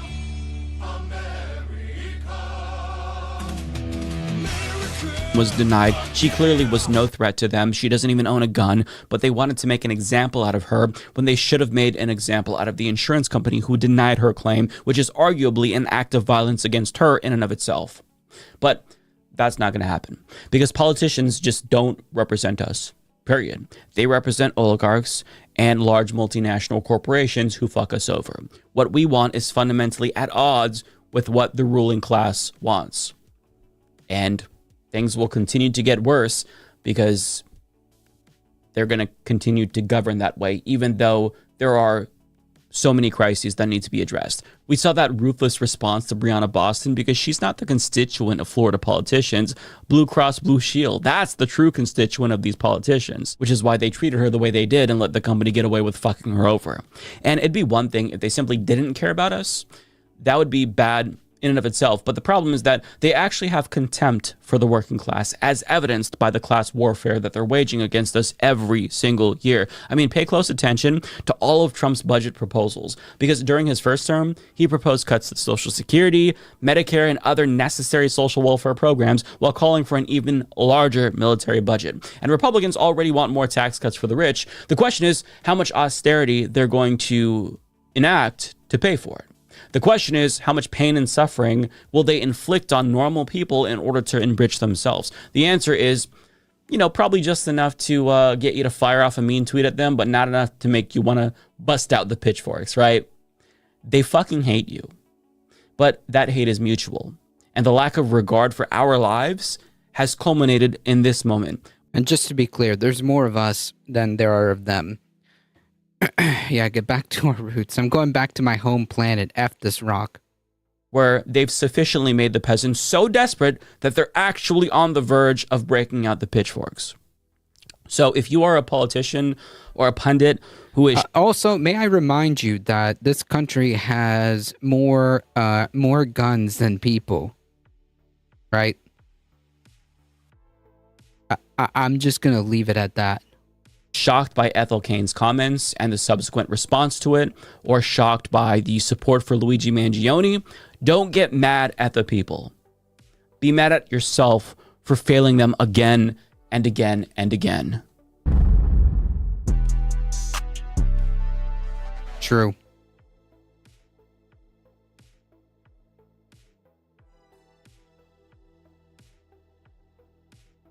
New Zealand has more sheep than people. Sounds nice. It does, actually.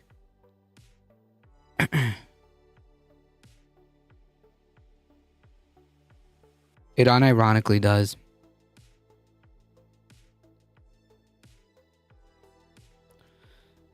The politicians do not understand how close the voters are to grabbing the pitchforks.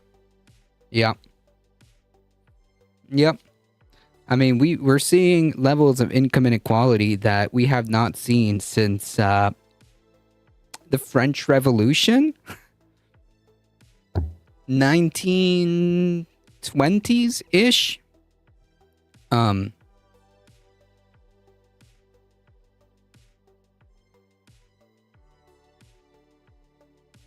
Yeah, oversized bagel slicers.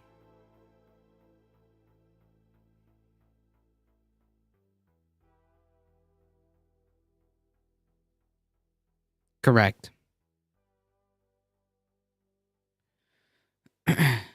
And you can tell that these people have zero understanding as to how close that could potentially happen. And more, no more demonstrable by here.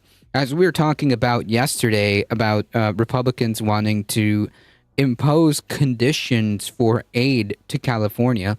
Now the Speaker of the House, Mike Johnson, has said, you know what? Yeah, I think that's right. I think we should put conditions for aid. House Speaker Johnson, let me just get rid of this here. Close this. House Speaker Johnson says conditions may be placed on federal aid to California amid catastrophic wildfires because of what he said are issues with local leadership. While talking to reporters on Monday yesterday, the Louisiana Republican said there should be conditions proposed on proposed federal aid to California following the deadly fires still burning in the LA region. So just to be clear, like, wouldn't he say the same thing to a red state that was hit by, say, a hurricane? Would he say the same thing about North Carolina when Helene destroyed entire neighborhoods? What about Florida? Should we maybe perhaps condition aid to Florida because of, quote, leadership issues? I mean, like, this is absurd. No aid to Louisiana. Exactly. Would we condition aid to his own state of Louisiana because of a hurricane? Like, let's say another Katrina happens. Should we condition aid to Louisiana if there's a Democratic Congress? I only give aid to people who are true Americans. Right. Yeah, absolute ghouls. Obviously, there's been water resource management, forest management mistakes, all sorts of problems, and it comes down to leadership, and it appears to us that the state and local leaders were derelict in their duty in so many respects. So, like, even if that's true, let's say that that's true for like for 5 seconds. So you should say, like, F you to the people of California, to Americans in California, because again, let's say that's true in this hypothetical. So you would say F you to the Americans who have lost everything, You would tell them, nah, F you. This is just disgusting.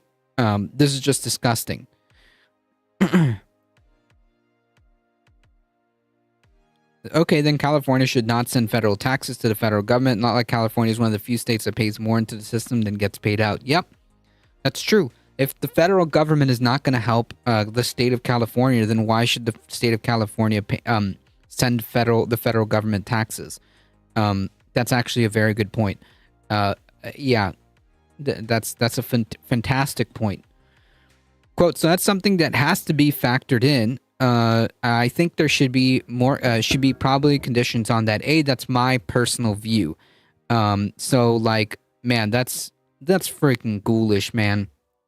Yeah, California should join Canada.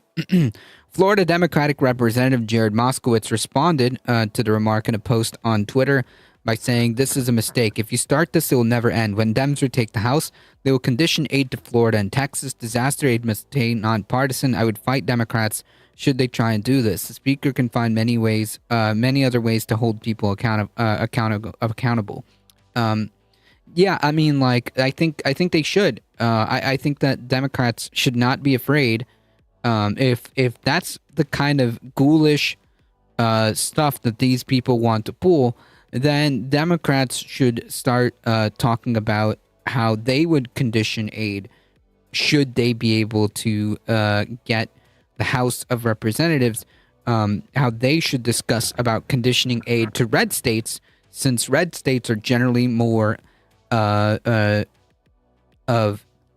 takers than they are of givers in terms of federal dollars.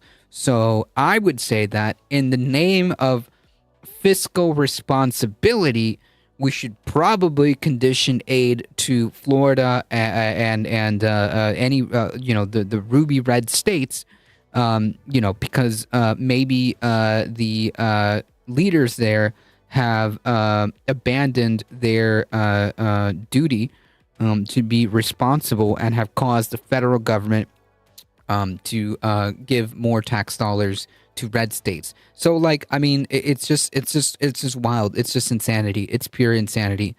Other high-ranking Republicans have called for conditions to be placed on federal aid given to California. During a interview with CBS Face the Nation, Senate Majority Whip John Barrasso of Wyoming blamed policies of the liberal administration for the large scale of the fires. Yep, the policies of the liberal administration that magically whipped up hurricane force winds. Yeah, that makes sense. Yeah, duty. Exactly. During a Sunday interview, I expect there'll be strings attached to the money that is ultimately approved, and it has to do with being ready the next time, because this was a gross failure this time. Oh yeah, again, you know what? I agree. Let's do that. So from now on, we should condition aid and condition federal dollars to red states because of their fiscal irresponsibility. So yeah, I think that we should just stop. We should make sure that there are strings attached the next time a hurricane hits a red state, which, let's be honest, the chances of that are very high. Texas, Louisiana, Florida, Georgia, South Carolina, even. California mountain areas and hillside are chaparral. Chaparral reproduces by fire. The risk of a brush fire is based on when did the last area burn, how bad are the winds, how low is humidity, when did it last rain, were there several years, lots of rain and thus a ton of plant growth. Did some idiot not fix and fill up a 100 million gallon water hold tank? Yeah, of course, naturally, liberal irresponsibility. So yeah, of course. Republican Senator Ron Johnson of Wisconsin said in an interview with Newsmax that he would not vote for aid unless we see a, quote, dramatic change in how they're going to handle these things in the future. These are decisions California Democrats have made, and it's their fault. Yeah, of course, nothing says compassion and sympathy more than this. California has an $83 billion net tax revenue surplus, but yeah, poor red states first, the real Americans. Right. Again, California should then just stop sending tax revenue if the federal government is going to abandon them. If the Republican Congress is going to abandon California, then like they should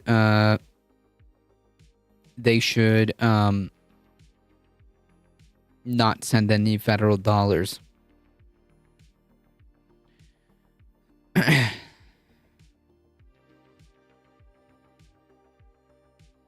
So we went over the story about the House Republican calling for this, but now it's not just a random Republican in the House; it's the Speaker of the House calling for this, and members of the Senate as well. So this is pretty freaking disgusting, man.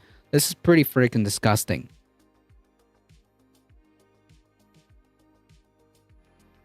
Right, how about some real change with how Florida handles hurricanes and the Mississippi River Basin handles flooding? Exactly. Like, it's just really an excuse for collective punishment for people that they don't like, for political opponents. So that's what this ultimately is about. It's cruelty and collective punishment. That's what this is about.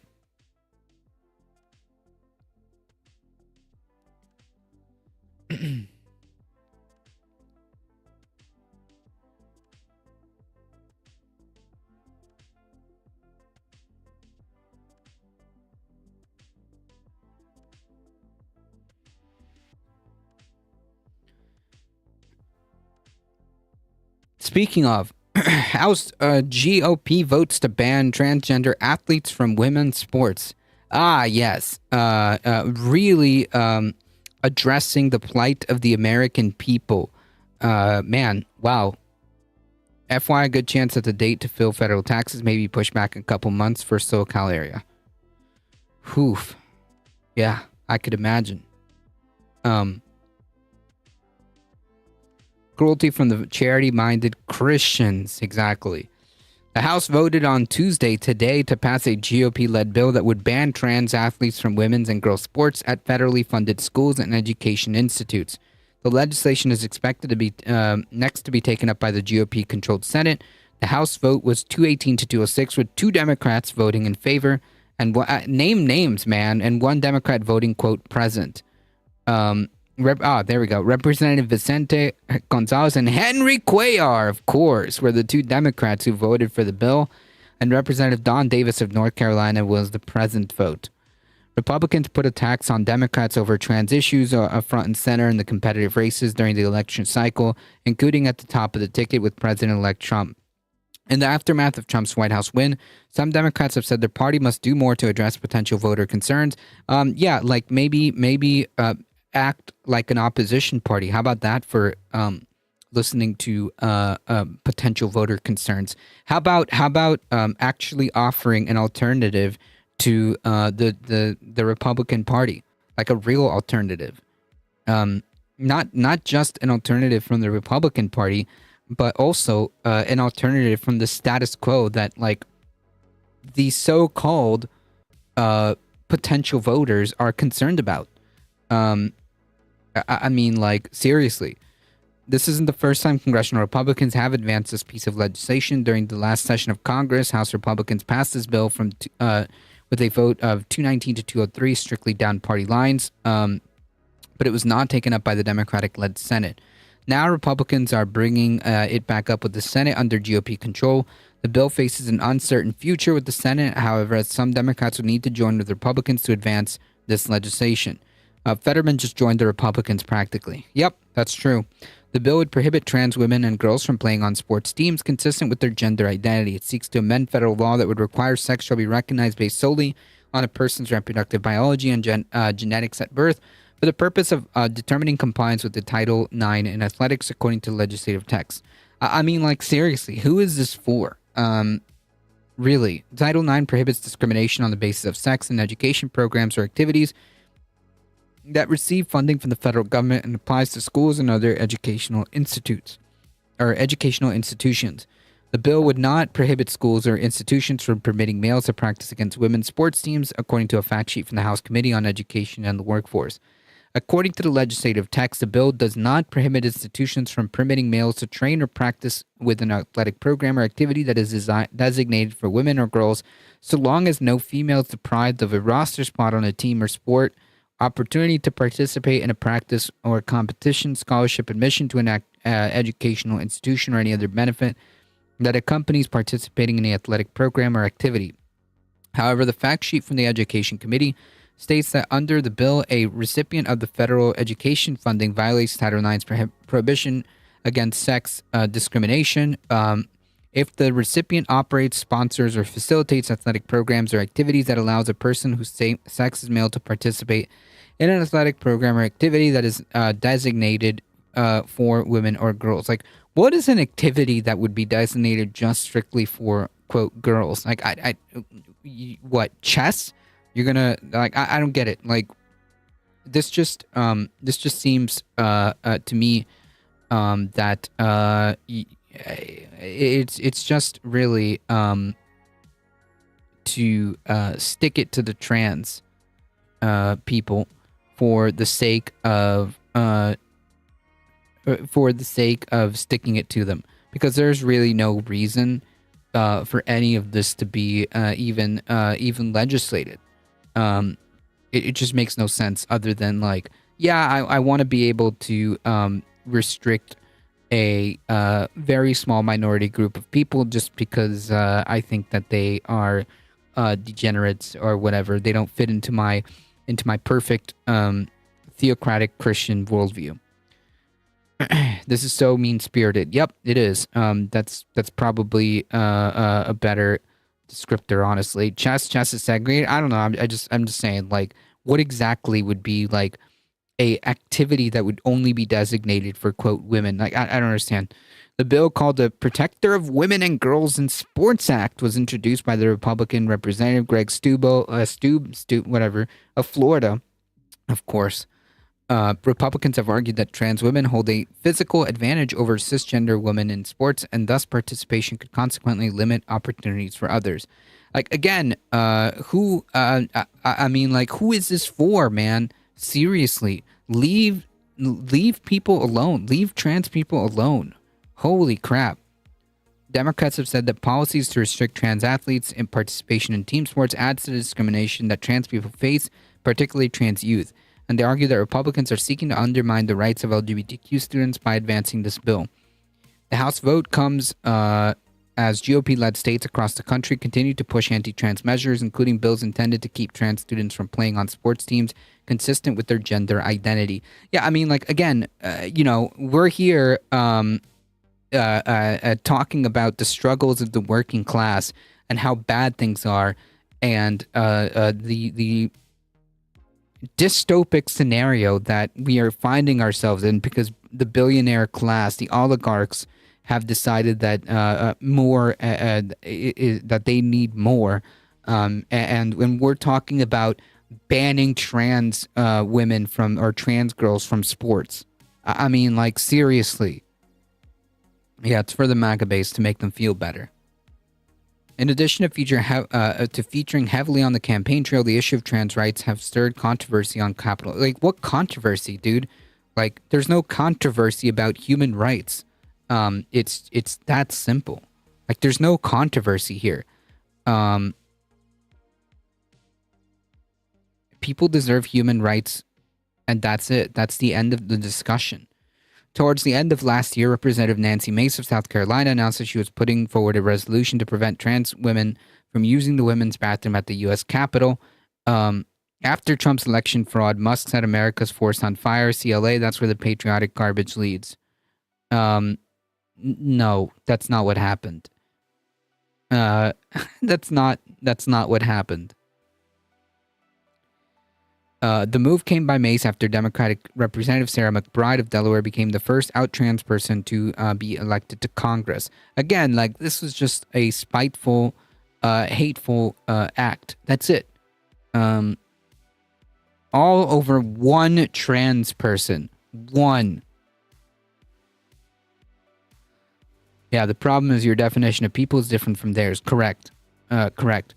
McBride posted on Twitter the day that Mace announced her resolution, quote, "Everyday Americans go to work with people who have life and journeys different than their own and engage with them respectfully. I hope members of Congress can muster that same kindness." Quote, "This blatant attempt from far-right extremists to distract the fact they have no real solutions to what Americans are facing. We should be focusing on bringing down the cost of housing, healthcare, and childcare, not manufacturing culture wars." Correct. She's right. She's right. Nancy Mace is here trying to ban the one trans person, the one trans woman, from using the women's bathroom, and we have no healthcare. We have abysmal education. We have crumbling infrastructure. We have a cost of living that continues to rise. We have a billionaire class that has effectively controlled all aspects of government. And we're talking about banning the one trans person in Congress from using the women's room. I mean, like, seriously. It's not clear if the bill will even be able to be passed in the Senate and likely will face an uphill battle in the chamber due to the tight margin of partisan control. Senate Republicans have 53 seats. Typically, that would mean that at least 7 Democrats would need to vote with Republicans to hit that 60-vote threshold to advance this bill subject to a filibuster. So we'll count, the usual suspects, like maybe 3 or 4 Democrats, which would be about 50, we'll say 57. They may not have the 60 vote that they need. So hopefully it just dies then and there in the Senate. But yeah, I mean, just another example of Republicans just trying their damnedest to fuel the fires of the culture war where it doesn't need to be. Like, in other words, creating problems for the sake of creating problems. Creating division for the sake of creating division, creating hate for the sake of creating hate. That's it. That's all they've got. Literally, that's it. That's all they've got. Picking on 0.0001% of the population, because, I mean, truly disgusting stuff. And the fact that that people go for this is just wild to me. On one hand, there's a huge potential for space offered by water areas, for example, between offshore wind farms, which has so far remained unused for energy. In addition, wind power and solar energy could be combined at sea. Yes. Right, we bombed the shit out of Gaza. Yeah, true bipartisanship right there. That's how you get true bipartisanship.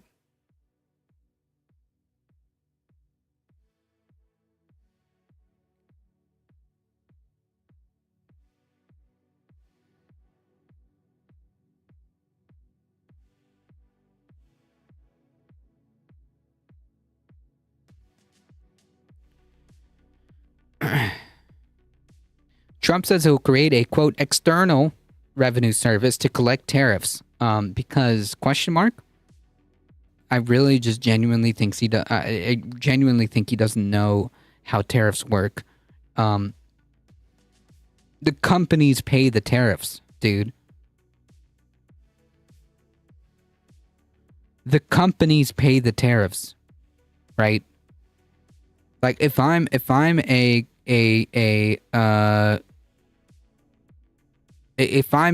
company, and I'm trying to import stuff, and that stuff has a tariff, I'm the one that pays that tariff. And then, of course, I pass that on to the consumer. We already have an organization that does that.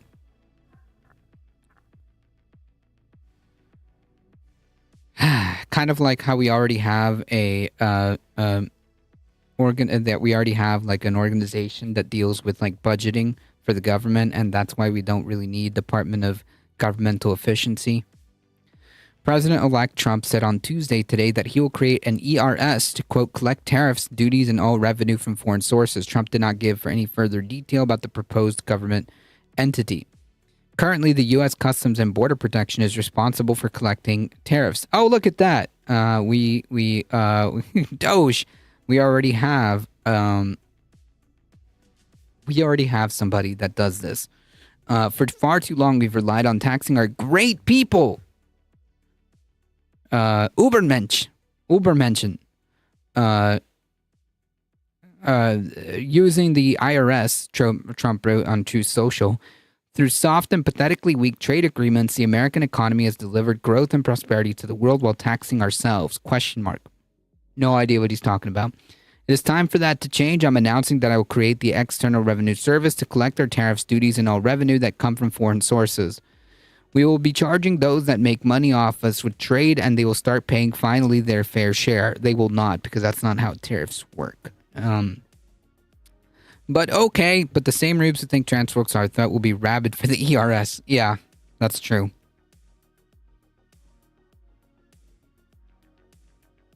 Okay, kitty cat, you can't stay here.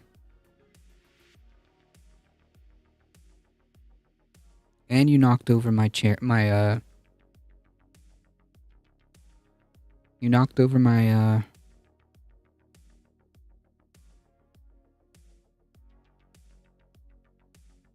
My crab. It's not Doge. It's Dog eCoin.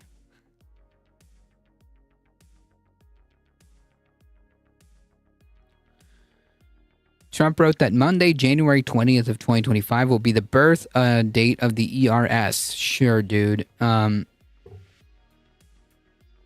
Creating an office to collect zero in tariff revenue.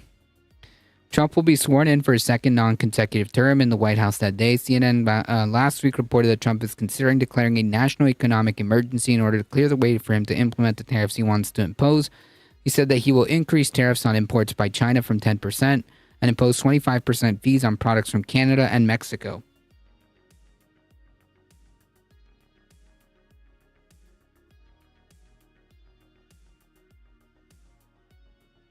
Okay, cat.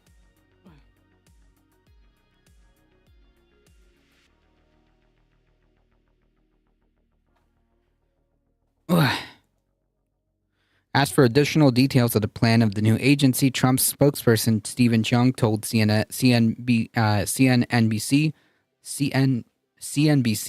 I defer you to President Trump's post on Truth Social. So, like, yeah, unclear. I guess we're just gonna make up stuff now. Fantastic stuff, man.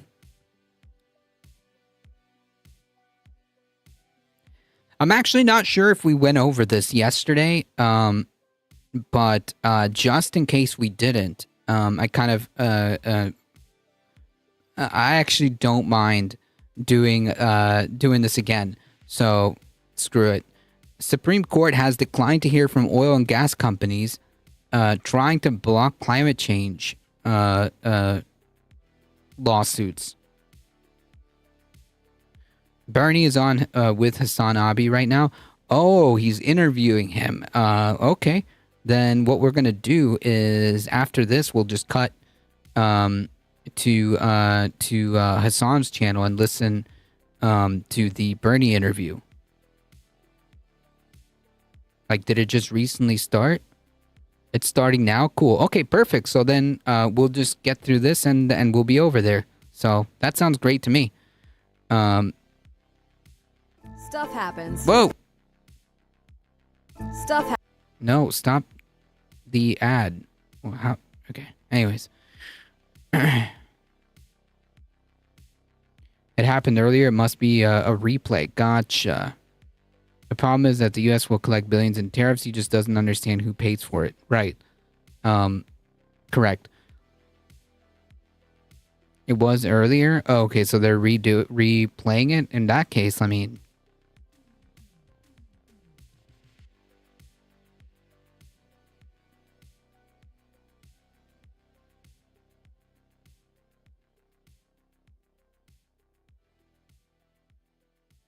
Let me see.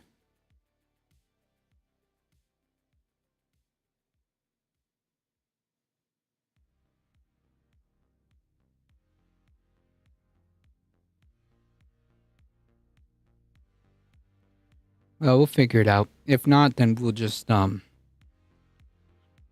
was good. I appreciated the conversation. It might be a short interview, by the way. Gotcha. I mean, if anything, oh, the Bernie interview was over an hour ago. Okay. If anything, I'm going to have to catch that on the flip side. Was it long? Globus, was it a long interview? Maybe we can cover that. It was short. Okay, maybe we can cover that tomorrow. Sounds good. Sounds good.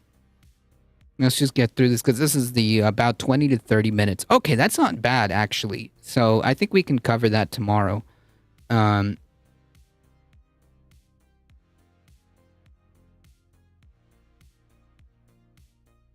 Short? Okay. Timothy Waterman, welcome. The Supreme Court said Monday won't hear an appeal from oil and gas companies trying to block lawsuits seeking to hold the industry liable for billions of dollars in the damages linked to climate change. Nice! Nice. The order allows the city of Honolulu's lawsuits Are Republicans allowed? I keep getting banned. Oh, I'm pretty sure you keep getting banned for other reasons. Time will tell. Time will tell. The order allows the city of Honolulu's lawsuit against oil and gas to proceed. The city's chief resilience officer, Ben Sullivan, said it's a significant decision that will protect taxpayers and communities from the immense costs and consequences of the climate crisis caused by the defendant's misconduct. The industry has faced a series of cases alleging it deceived the public about how fossil fuels contributed to the climate crisis. Governments in states, including California, Colorado, New Jersey, are seeking billions of dollars in damages from things like wildfires, rising sea levels, and severe storms. The lawsuits come after a wave of legal action in the U.S. and worldwide seeking to leverage action on climate change through the courts. The oil and gas companies appealed to the Supreme Court after Hawaii's High Court allowed the lawsuit to proceed. The companies include Sunoco, Shell, Chevron, ExxonMobil, BP, and many of which are headquartered in Texas. It'll be clipped in like 10 different Hassan fan channels by tomorrow. Excellent. The companies argued emissions are a national issue that would instead be fought over in federal court, where they've successfully had suits tossed out. The stakes in this case could not be higher, said attorneys in court documents. The lawsuits present a serious threat to one of the nation's most vital industries. The American Enterprise Institute, a conservative think tank, said declining to hear Honolulu case now means the company could face more lawsuits from activists trying to make themselves the nation's energy regulators. Yeah.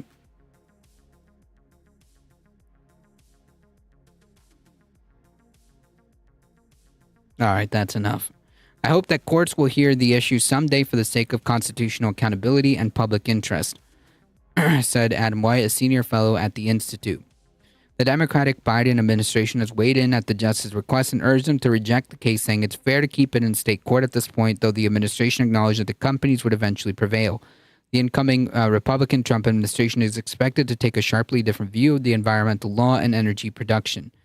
Honolulu's argued that it's made a strong case under state law against deceptive marketing and it should be allowed to play out there. Deceptive commercial practices fall squarely within the core interests of historic powers of the state. Environmental regulations, meanwhile, have not always fared well overall before conservative majority court. In 2022, the justice limited the EPA's authority to regulate carbon dioxide emissions from power plants. In June, the court halted the agency's air pollution fighting good neighbor rule. Justice Alito recused himself from the consideration of the appeal. He did not specify a reason, but he owns stock in companies affected by the lawsuit, according to his most recent financial disclosures. Thank you for the follow. So, hey, that's somewhat good news, actually, that the Supreme Court declined to hear the oil and gas lawsuit, or I guess rebuttal to the lawsuit. And I'm hoping that that this lawsuit can set some precedent. If Congress is not going to take action, then I suppose it will have to be through this way, through lawsuits against the oil and gas companies, because it's true. One good decision a quarter. Yeah, it's all we're allowed. That's all we're allowed from the 9 law wizards. Because it's true. The fossil fuel industry is incredibly deceptive, and their product has destroyed and has caused an untold amount of damage, and continues to do so. And they've known about this. It's not a secret at all. They've known about this for decades. For decades at this point.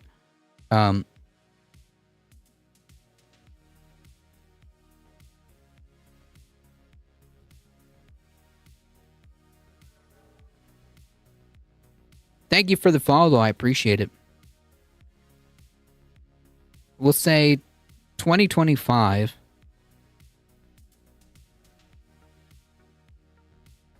they've known about this. The fossil fuel industry has known about this roughly about 50 plus years at this point. So yeah, I think these lawsuits are warranted, in my opinion.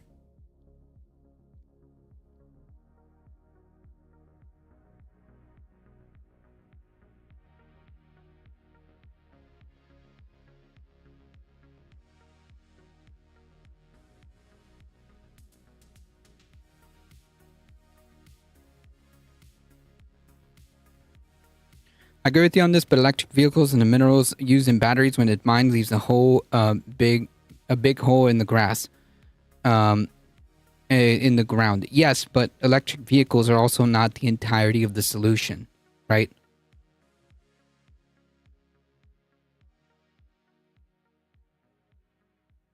Like, that doesn't make any sense, because limiting it to just electric vehicles, like, is not the whole end all be all of the solution.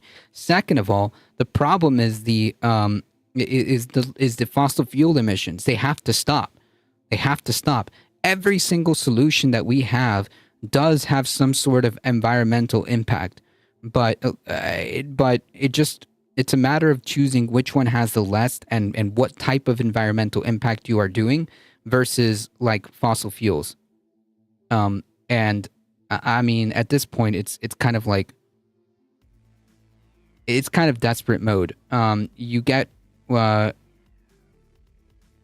get you got to play the hand you're given, and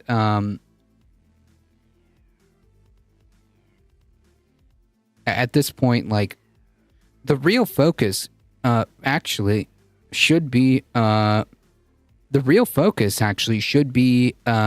making public transportation better. The real focus should be making things, laying out cities in a way that you don't need a car as much. That's where the focus should be. But in reality, we have to stop fossil fuels. That's not like a matter of it's just what science has dictated for forever and a half at this point. You know? Yeah, 15-minute cities are unpatriotic. It's so silly. Like, who doesn't want to have everything super accessible?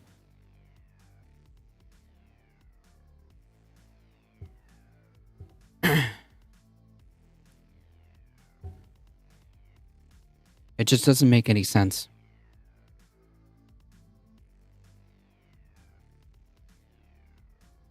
But fossil fuel is better than coal. Coal is a fossil fuel. What are you talking about?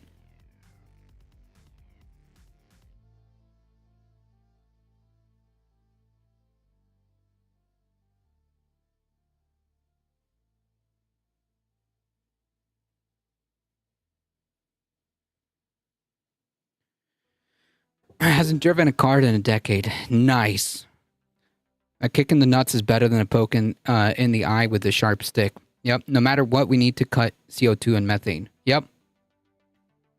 Public transit and personal are complementary. The capitalists were just allowed to throw the balance out of whack for massive profits. Undoubtedly.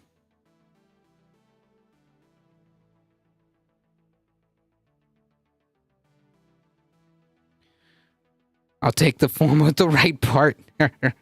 Jeez. Chat, seriously?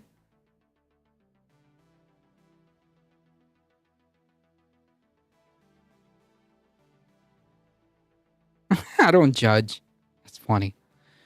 All right, so since none of this is gonna work, I'll just do it over here. I haven't driven a car in 28 years. Nice.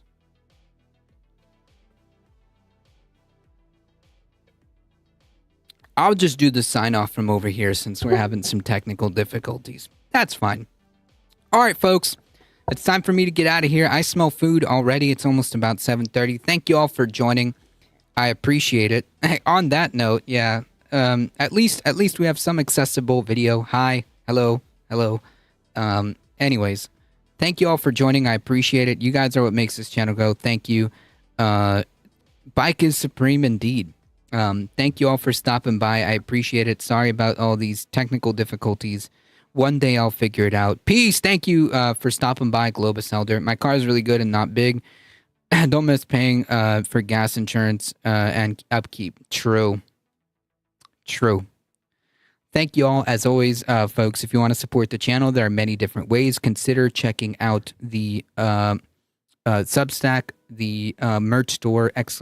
Tip. And of course, join us in the Discord. We do cool stuff on the Discord, so feel free to join.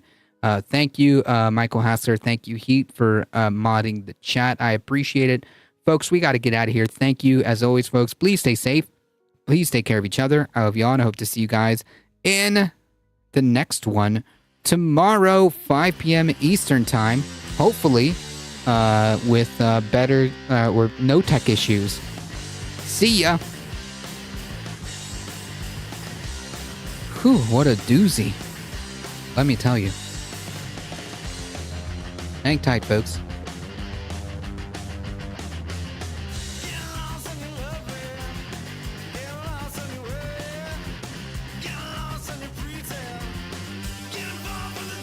Thank you for hanging out, Globus the Elder.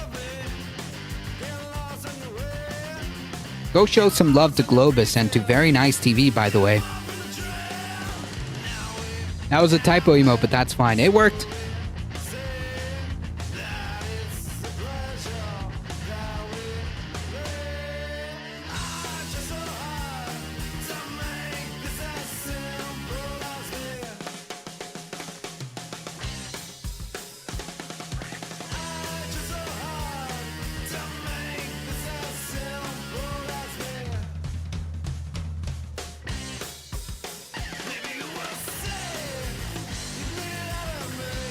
All right, folks, hang tight. We're heading out in 5, 4, 3, 2, 1.